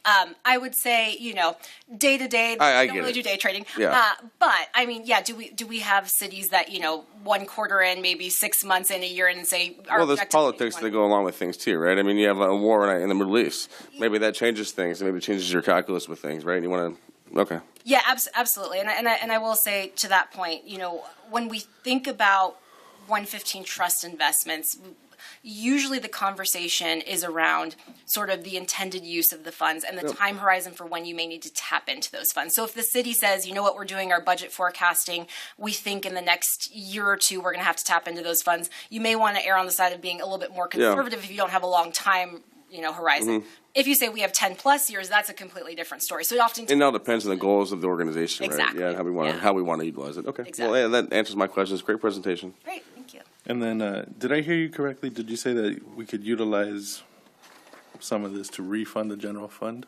as long as it's used for Because these you're not purposes? using- Yeah. So let me Wordplay. clarify that. So if we're looking on this slide here, we can see for fiscal year end 25-26, roughly $388,000 is your CalPERS expense. So in a difficult budgetary year, if you said we want to reimburse ourselves for our annual costs, you can take out in this example $388,000 and put it back in your general fund. Yes, as long as it's for pension, that's an eligible way to take money out of the trust. Got it. Thank you so much for that Like a clarification. play on words, right? You're just kind of, they're so sneaky, All right. Well, thank you so much for that presentation. Great, thank you, appreciate it. All right. Do I have a motion to adopt resolution number 2026-13? So moved. I'll second. All those in favor? Aye. Aye. All those opposed? Motion carries 5-0. All right, that brings us to item 3.2, presentation on the pre-approved ADU architectural plans and ADU guidebook approval presented by Principal Planner Abdu. Good evening, members of the City Council and to the public. We're extremely excited to present these plans and the guidebook as well. Over the past year, over the past year, the city has received assistance from SCAG, the Southern California Association of Governments, in collaboration with WRCOG, the Western Riverside Council of Governments, through a grant that we got through SCAG. And the grant allowed us to develop a full range of pre-approved ADU plans and a bilingual guidebook in both English and Spanish fully. The process, from beginning to end, it took about a year. The process is now complete. The city has officially approved, the building official has officially approved the ADU plans. However, before we can release it, SCAG requires council to adopt a very small resolution, just adopting and accepting the plans and the guidebook. The attached resolution would fulfill the grant requirements. So just a little background for the public. Architect fees, no, this one is just, I'll present this later, it's just the actual floor plans. Architect fees for ADU plans can range anywhere between $5,000 to $15,000, sometimes even more. It's a major obstacle to affordability. Pretty much, these plans would require no architect because they're already pre-approved, they're already drawn up. All a homeowner would need to do would be to fill in some information on the plans themselves. We will be uploading them to our website within the next week is our plan to upload them to our website. They will be on a specific page on the building department and the planning department web pages. They will be PDFs that a homeowner could download. They would have to fill out some information on the plans themselves. They would fill in the building permit application, and they would actually draw on the plans. There is a section to draw your site plan. So you wouldn't need to hire an architect, and you'd be able to submit those plans to the city. And because they've already been pre-approved, there would be a shorter period of review. We would still need to review setbacks, et cetera, because those vary based on the property. Once the building plans are approved, then the homeowner could take those plans to a contractor to be able to build those plans. So they could skip, which I've seen personally, the process can take up to a year, because an architect would, it takes time for the architect to draw the plans. Then it takes time to review the plans. The building department sometimes has a lot of corrections. Then it takes sometimes months for the architect to, depending on their workload, to address those corrections. And sometimes you go through 2, 3, 4 rounds of comments. So for the homeowner, it's a big hassle and a big expense, because every round of review, the architect will charge more money. So sometimes, $15,000 is conservative. It can sometimes take even more. So this would take the whole thing out of the equation. We didn't pay anything out of pocket as a city for these plans and this guidebook. The work was completely paid for by the Regional Early Action Planning Local Staff Assistance Program through SCAG. I would like to give a big shout out to the main consultant on the project, Michael Baker International. We have Alicia Gonzalez here, who's their planning manager, right? Yes. And they work with us. We had bi-weekly meetings throughout the past year to make sure we addressed all of our requirements and requests. They have addressed that, and like I mentioned, the pre-approved plans are approved for the 2022 code cycle. However, as an added bonus, our consultant will be submitting plans within the next month for the 2025 code cycle, so we have future proofing of the plans. Yeah, so in the budget, that was included for both the 2022 and 2025 code cycles. Now I'm going to go to the actual plans themselves. This presentation is similar to the one I showed council sometime last year. So the floor plans haven't changed. We have 6 different architectural plan sets that range from studio, 1-bedroom, 2-bedroom, and 3-bedroom plan sets. The ADUs range in size from 500 to 1,200 square feet in order to give a range of options for homeowners. The 3-bedroom has an option also for a walk-in closet as well.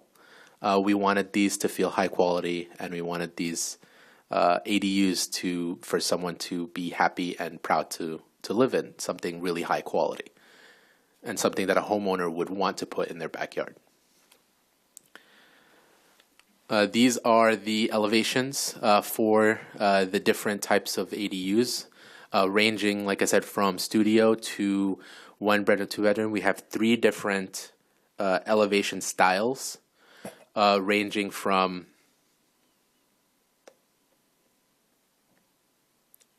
craftsman style to Monterey, which is a more Spanish type of style, and modern farmhouse.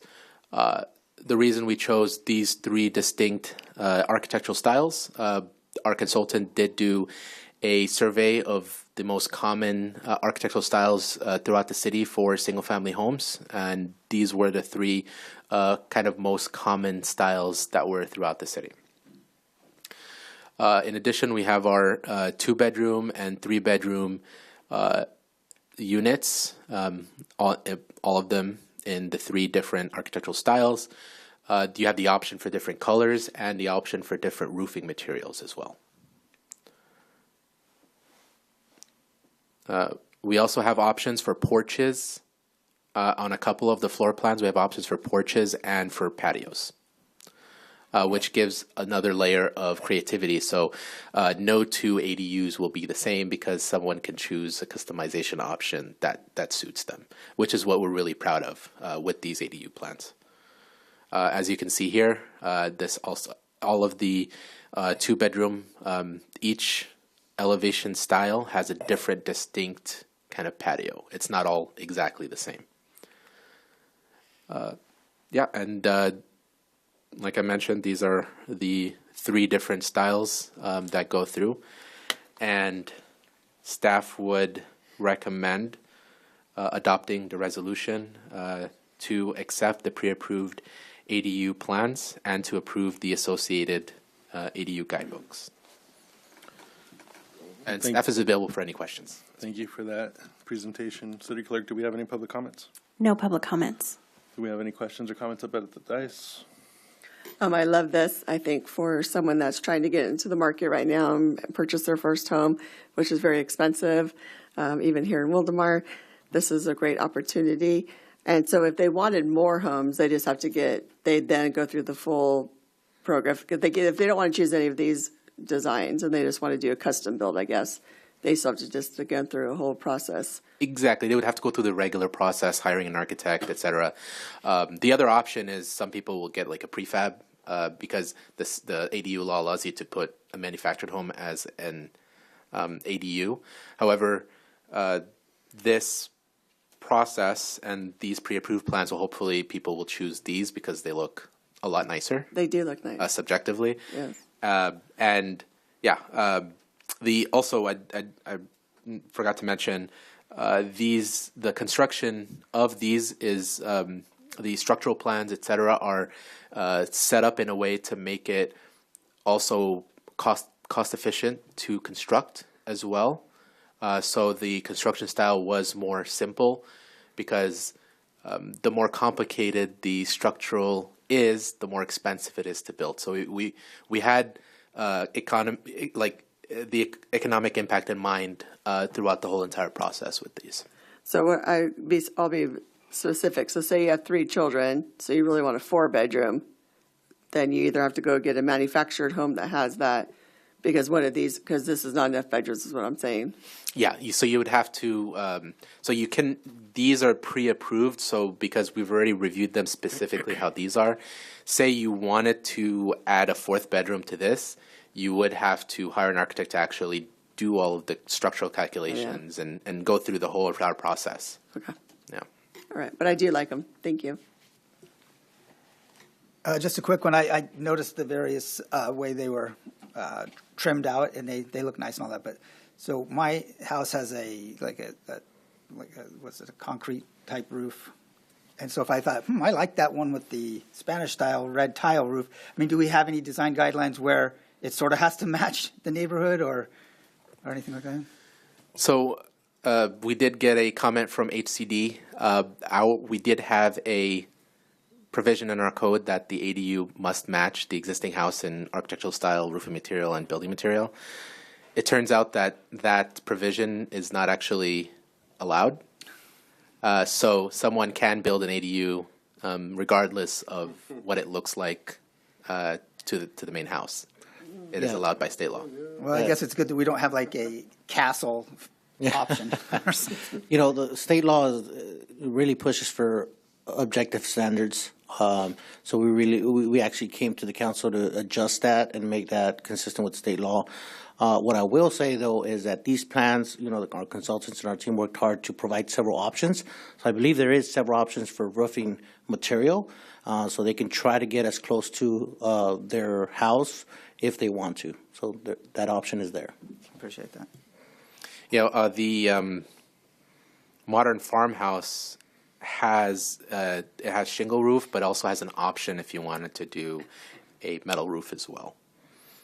So there are alternative options within the plan itself. There's on the front page. There's like check boxes for what type of options you want on your plans, because all of those have already been pre-considered.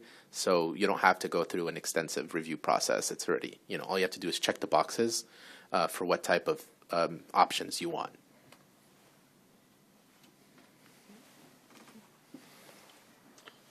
Great presentation. I appreciate it. Thank you.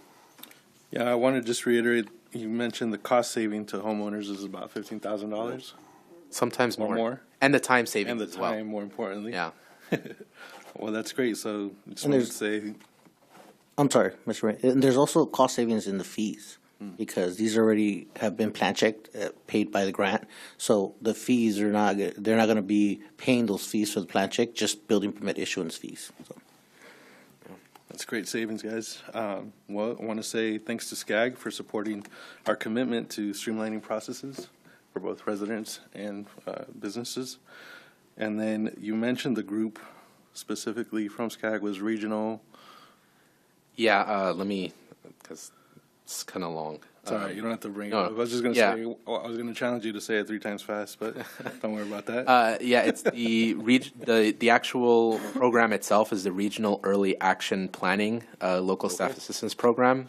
We actually didn't really know that it existed until I was having a conversation with one of the WRCOG representatives, and he mentioned that there's a program, and I kept racking my brain, what can we do to do it? And then I mentioned to him, can we do pre-approved plans? Because we do have a lot of inquiries from the public, actually. Every week we get people asking, hey, do you guys have pre-approved plans? Because we do have a program in place. An architect can submit to get pre-approved, and then we would upload it to our website. However, we still haven't gotten any. But the program is in place based on state law that all cities had to have a program in place by January 2025. So that program's in place. But yeah, people ask us all the time. So it is a popular consensus with having these. And yeah, we got it 100% paid for. We did get prior to that, we did get private inquiries on how much it would cost, and just one plan set was going to cost around about 10 to 20 grand. Wow. To do. So we have 6 different floor plans. So I think now we get the word out. Maybe a video by Yeah, the mayor. we're working on that. There's going to Okay. be a video, Okay. and there's going to be marketing working Okay. with our team. So. Okay. I do have one additional follow-up question, and I don't know if you'll have an answer or not, but is any lot able to pick any of these ADU sizes, regardless of the maximum lot coverage, or as long as they meet setbacks? Is that? Yes. Yeah. As long as they meet the setbacks, pretty much state law allows you to, at a maximum, basically at a minimum 800 square foot ADU must be. So, for example, based on state law, if you had no space in your backyard to put an ADU, state law allows you to put an ADU in your front yard. So I would tweak that answer to say that some of these qualify for that. Yeah. Anything under 800 square feet, if you don't have enough space, state law requires us to waive certain requirements to allow at least 800 square feet. If you do have the space, then you still do need to comply with coverage and setbacks and all that good stuff. So. Okay. All right. Well, whoever our SCAG representative is, if you guys can give them a shout out at your next meeting. All right. That being said, do I have a motion to adopt Resolution 2026-14? Motion? Man, do you have a second? All those in favor? Aye. Any opposed? Motion carries 5-0. Pretty good job. Yes, that's great. Great news for the community. All right. That brings us to item 3.3, introduce and conduct the first reading of an ordinance that adds a chapter under Title 10, Vehicles and Traffic, of the municipal code relating to bicycles and e-conveyances, including e-bikes, presented again by Abdu. Thank you, council members.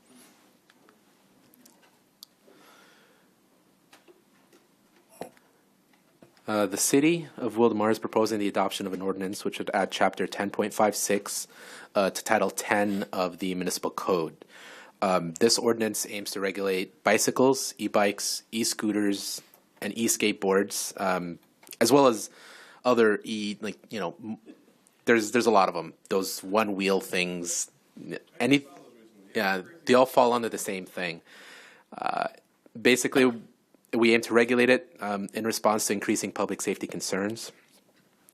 Over the past few years, the city and the region as a whole have experienced a rise in California as a whole, has been an extreme rise in a number of e-conveyances operating on streets and bike paths. We've all seen them. Common concerns noted in the region include a lack of helmets by e-conveyance operators, reckless speeds, inattention, carrying too many passengers, and the increased potential for collisions due to use on sidewalks and roadways.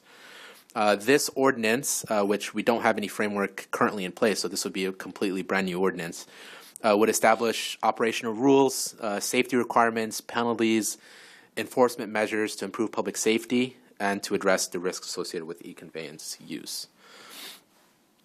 Prior to preparing this ordinance, the Planning Department thoroughly researched local regulations pertaining to e-conveyances. We contacted other neighboring jurisdictions. We found that multiple jurisdictions throughout Southern California were either in the process of implementing similar ordinances or have already adopted them over the past couple years, or were amending their existing ordinances to improve safety. These findings assisted in the development of the proposed ordinance, ensuring alignment with regional safety efforts, incorporating best practices, and compliance with state law. Off the top of my head, Lake Elsinore is adopting a very similar ordinance. Murrieta, Menifee, multiple cities throughout the region. Actually, this ordinance very similarly it's very similar to those ordinances. They're all kind of follow a similar framework. This ordinance was reviewed by RSO, and they gave it their blessing. It was reviewed by the city attorney. They gave us a lot of good feedback, and it is blessed by the city attorney as well. The proposed ordinance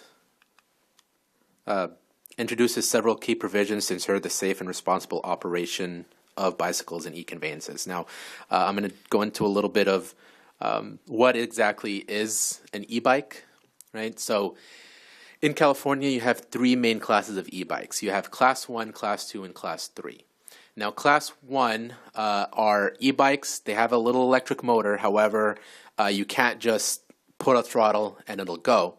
The only way for that e-bike to actually go forward is that if you pedal. Now, all three classes of e-bikes have pedals. Class 1 can go up to 20 miles an hour, and it's assisted. So basically, it kind of is like pushing you, like, kind of helping you pedal, right? Once you get to 20 miles an hour, that's the max that e-bike can go, and that's Class 1. Class 2 come with both a pedal assist and throttle, so Class 2 can go only up to 20 miles an hour. However, it has pedals, you can pedal, but it also has a throttle so that you can kind of go, gets you a little faster. Class 3 e-bikes can go up to 28 miles an hour. However, they do not have a throttle. The only way you can get up to 28 miles an hour is if you pedal, right? So you got to pedal. I mean, if you want to get to 28 miles an hour, you can go faster. I mean, if you're a Tour de France guy, you can go really fast, but the maximum that the actual electric motor will get you up to with assistance only is 28 miles an hour. So that's kind of the three classes of e-bikes that are regulated within the state of California. Now, these are the types of e-conveyances. As you can see on the top left, that is pretty much what an e-bike looks like. It looks like a bike. You can't really mistake it for a motorcycle. So e-bikes specifically, for the most part, they are bikes with some sort of assistance, right? Obviously, you have your scooters. I mean, we went through the bird revolution a few years ago. They were everywhere. You have e-skateboards, and then the one-wheel type of things. I don't know how you can balance on those, but some people can. So what you can see below is what's called an e-motorcycle. So those are actually, there's two different types as well. There's electric dirt bikes, which are not allowed on the roads at all. Then you have electric motorcycles, right, like a moped, etc. So those, so the differentiation is they kind of look like motorcycles. The other thing is they don't have pedals. And the other thing is you need a motorcycle license. So they need to be registered, right? In order to ride them on the roads, you have to be over a certain age, and you have to, go basically like you're riding a motorcycle. You have to get your license. You have to go through all of that process in order to get registered. So that's the main difference. So now that I've kind of explained how the e-bikes are, this is a summary of the ordinance. in addition, this is kind of what's in the ordinance. I mean, there's a lot more within. It's a very comprehensive ordinance with about 19 different sections. But the main thing would that it reiterates in the section that riders would be required to comply with all traffic laws. I mean, it's kind of a no-brainer, but you kind of have to have it written there. Helmets would be mandatory for riders under the age of 18 for all bikes and e-bikes. E-conveyances must also be equipped with the required safety measures, such as lights and reflectors. Persons under the age of 16 will be prohibited from operating a Class 3 e-bike. So that's one that gets you up to 28 miles an hour. Now, the difference between 20 and 28 miles an hour might not seem like a lot, but it is a lot. You can sort of control something that's 20 miles an hour and under. Once you get past that, it gets harder and harder exponentially to control. It would prohibit riding upon any playground, park, or school ground not specifically designated as a bike path or route unless specifically posted. So you won't have people riding 28 miles an hour through a park and potentially crashing into an old person or a little kid.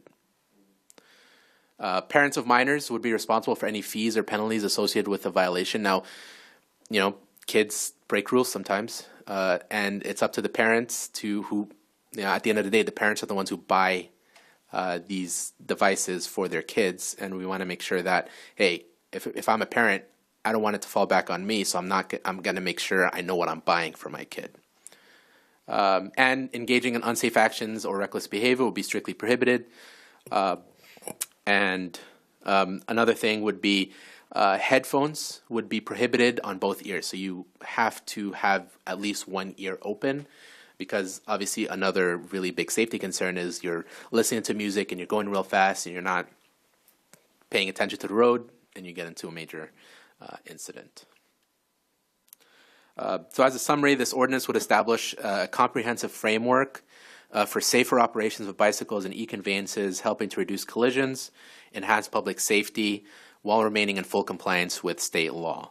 The provision of clear guidelines for e-bike usage is critical to the safety of all users of sidewalks and trails within Wildomar. The passage of this ordinance would promote responsible e-bike use while protecting pedestrians, cyclists, and motorists. The Community Development Department recommends the City Council take the following actions. Thank you. Staff is available for any questions. City Clerk, do we have any public comments? Yes, Nolan King.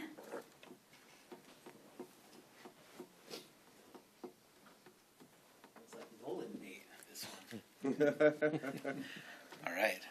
Thank you, Abdu. Honorable Mayor, Council, and staff.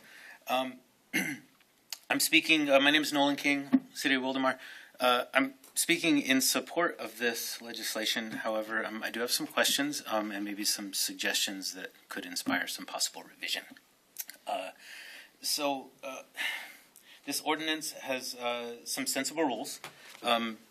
Nobody likes to be regulated unless it's regulating teenagers. We love to regulate teenagers. And as a sometime auto beast, I am crazy when I see the hordes of kids on those bikes. Like, I want to pull out all of my hair.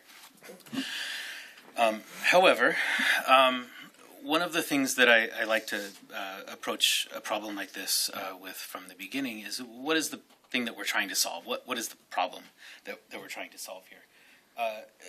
Is it liability? Is it property damage? Safety should be the primary goal of any legislation around mobility. But is the e-bike itself the problem? Is the e-conveyance itself the problem? Or is it a lack of infrastructure? Is it the speed of the cars on the street that may be interacting with those e-conveyances or bicycles and so on? So I would urge council to consider possibly a workshop to explore some of these items. I think there are some very good points in this legislation around trail use, but there are a lot of things that are already covered by by California Vehicle Code. Things like the age limits and the helmet requirements and the lighting. One of the big things that comes up a lot is the e-motos. E-motos are not covered in this. They are illegal on its face. And so trying to regulate them again with a piece of city legislation seems to be redundant to me. And the other piece is just the cost. What is the cost to administer? What is the cost to enforce these things, which are essentially redundant to state law? Is California Highway Patrol or some other agency already responsible for this, and we're just not getting the support that we need, that maybe we should be asking them for? On the other hand, signage, good signage on trails, bikeways, and other places where these things might come into conflict, excellent. I think sometimes there is confusion over whether you're allowed to ride those e-conveyances in one place or another, and communicating that to residents is absolutely excellent. So, great start. I'd love to see maybe some revisions. If you'd like to call me and get my expert opinion, I'd be happy to share that with you. And thank you very much. Thanks, Nolan. No other speakers. Do you have any questions or comments up here from the dais? So I do think we need something in place. This is a starting point. I actually agree with Nolan King about more bike-friendly areas to ride. I've mentioned before I ride, if we go Tuesday night, I ride from my house on Grand Corridon, down Corridon, or I guess up Corridon East, make a left on Mission Trail, ride all the way Mission Trail to get to the levee. And so it's a very hard ride. I actually picked up a nail or something because by the time I got to the levee, I had a flat tire. But so I agree we need to make, and I know we're working on it, more bike trails throughout the city so that we can ride properly. I do think we need to get the word out. So another video, Carlos, to our community and maybe a workshop. So Rotary used to do a bicycle safety event. This is prior to any sort of e-bikes. So we used to hold a bicycle safety event at Martin O'Brien Park, but maybe some sort of e-bike safety event would be a good idea to educate the community and maybe educate parents as well on what the students are doing, their children are doing out there. But I do think we need to start somewhere, and so I'm in favor of this. I want to thank you, Abdu, for your work on this. I know that you attended a T-Now meeting with me. I was at the French Valley Airport, and we were hearing from various RSO members about things they've dealt with.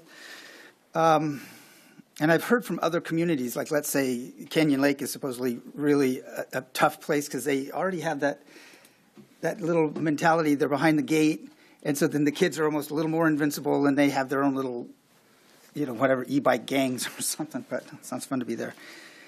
But to answer, and I liked a lot of what Nolan was saying. I agreed with a lot of that.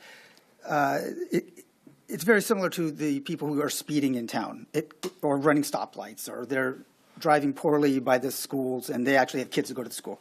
It goes back to the individual people. And so when he says, what are we trying to solve, something in there is about liability. I pulled up something right here that I remember hearing on the radio the other day. It says March 2nd, so a 60-year-old nurse was killed in a collision with a 16-year-old riding an e-bike. It says e-bike. It doesn't say motorcycle.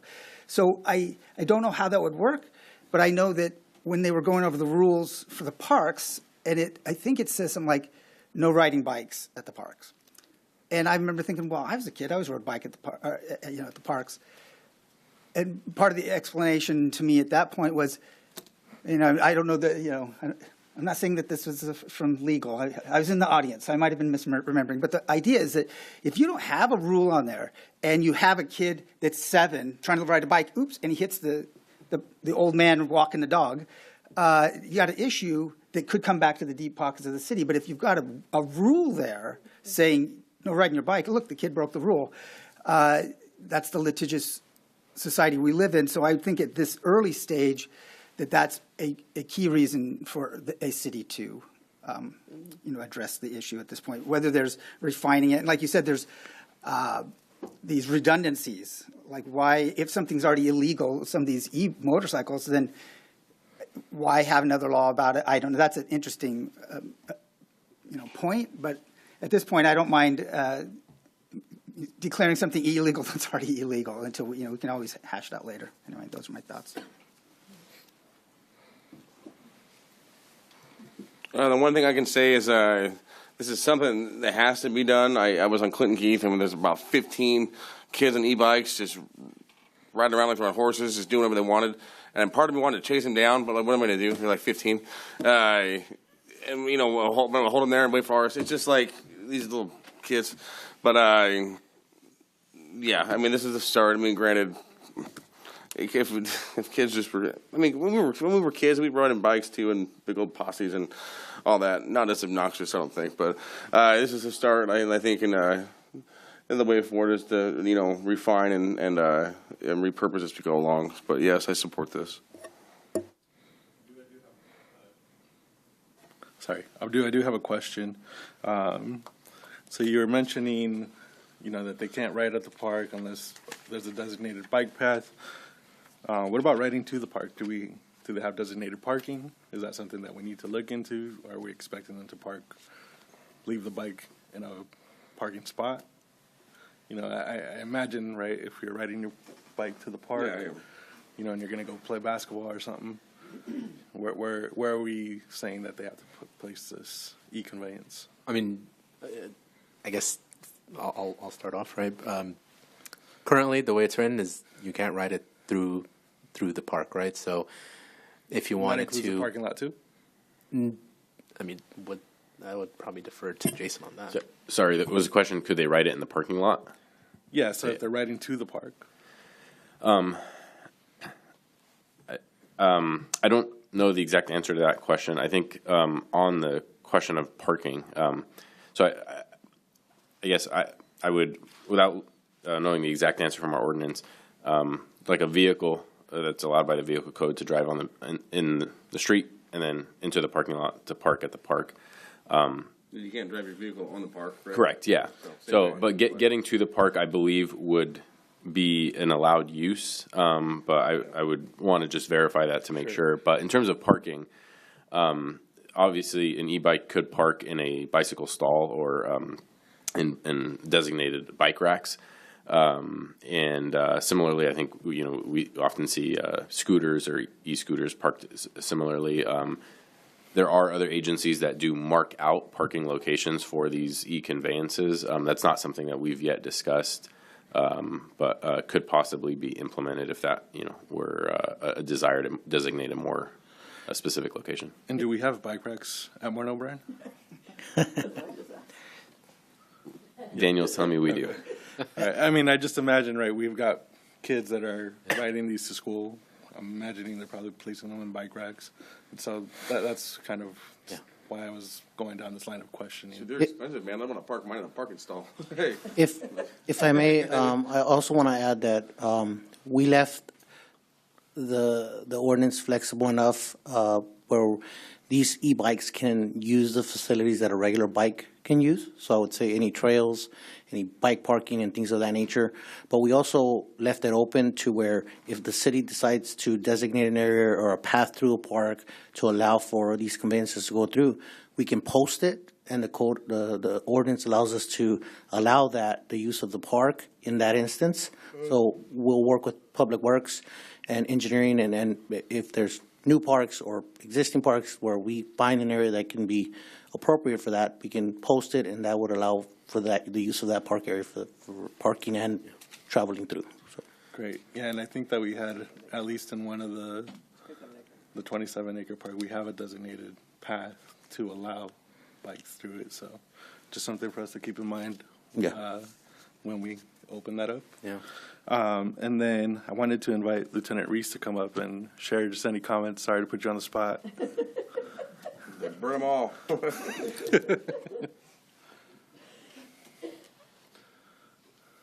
Mayor Pro Tem, City Council. So the word I keep hearing is safety, which absolutely that's our priority is safety. For us, though, it's not to go out there and just rip these bikes away from these kids. It's education. That's the biggest thing for us. We want to be able to basically tell them, hey, these are the rules. This is why they're the rules. They're to protect you, protect the citizens, protect property. We're not looking to basically harass them and steal their stuff.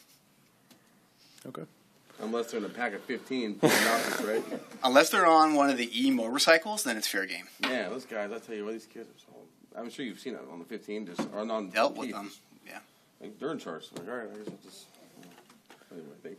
All right. Thank you for your comments, sir. Absolutely. Okay, well, up here up on the dais, I think I heard from two of my colleagues desiring at least some sort of, maybe if it's not a workshop, just brainstorming or diving a little deeper into this ordinance. Sure. So is that something that the rest of my colleagues want to see or pursue? I'm open to that. Yeah, I mean, I'm gonna make a motion to approve this, but either in a future agenda or in addition to the motion, having a workshop to dive a little further and Well, could just be information at one of our events as well. I mean, it's just something. Cool. So maybe that's the direction then, Mr. City Manager.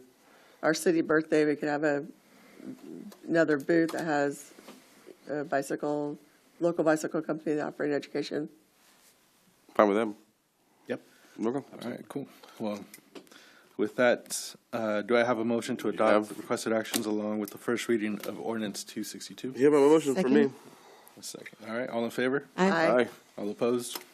Motion carries 5-0. All right. Well, that brings us to council communications, starting with Councilmember Moore. Yes, I think I have a few pictures.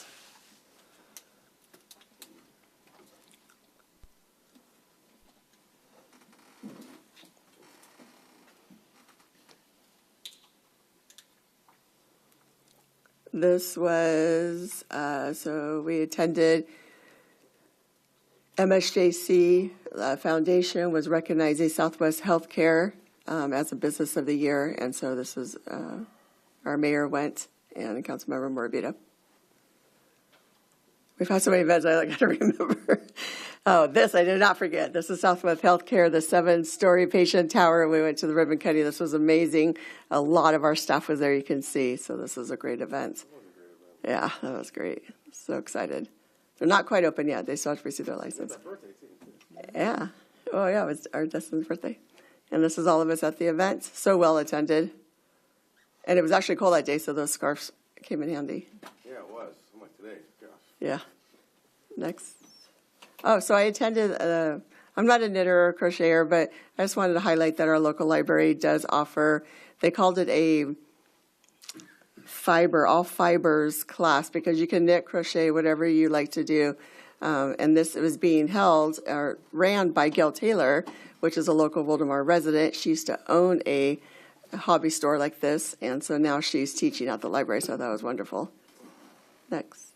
And then this was yesterday, so I was invited to speak at the WRCOG Give to Game Women's Forum, and thank you. So Councilmember Ashley DiFilippo attended along with our city clerk Jeanette and also Heidi Germain, so that was great to have the support.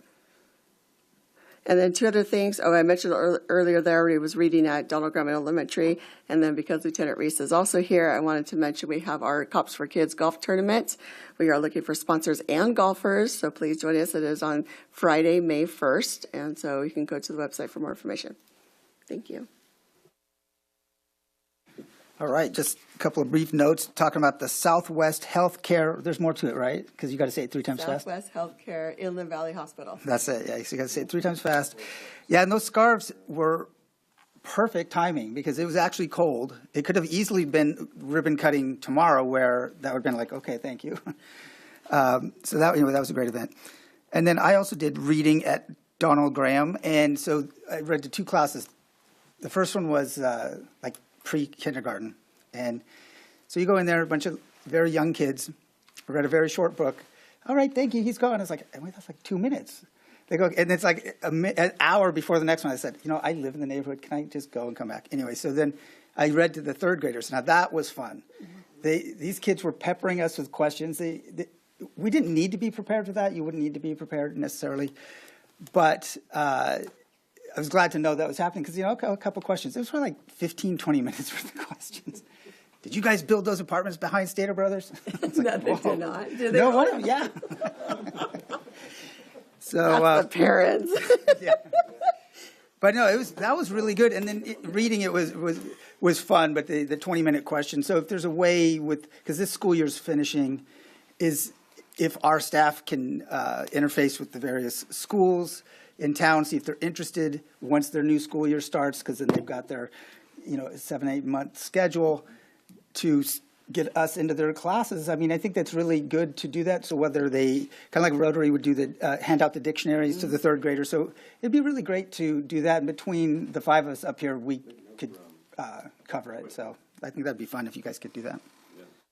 Well, Jeanette and Heidi also read. Yeah, we also read to a class of kindergartners and then third graders. And yes, they did have a lot of questions. They even had a request to fix a pothole on Maple Street. So. Oh, that's awesome. Okay, so I rated 6 classrooms because a reader that was supposed to be after me called in sick, so they wasn't able to come. So I took their 4 classes. So I was there for hours because you're right, in between you had to wait.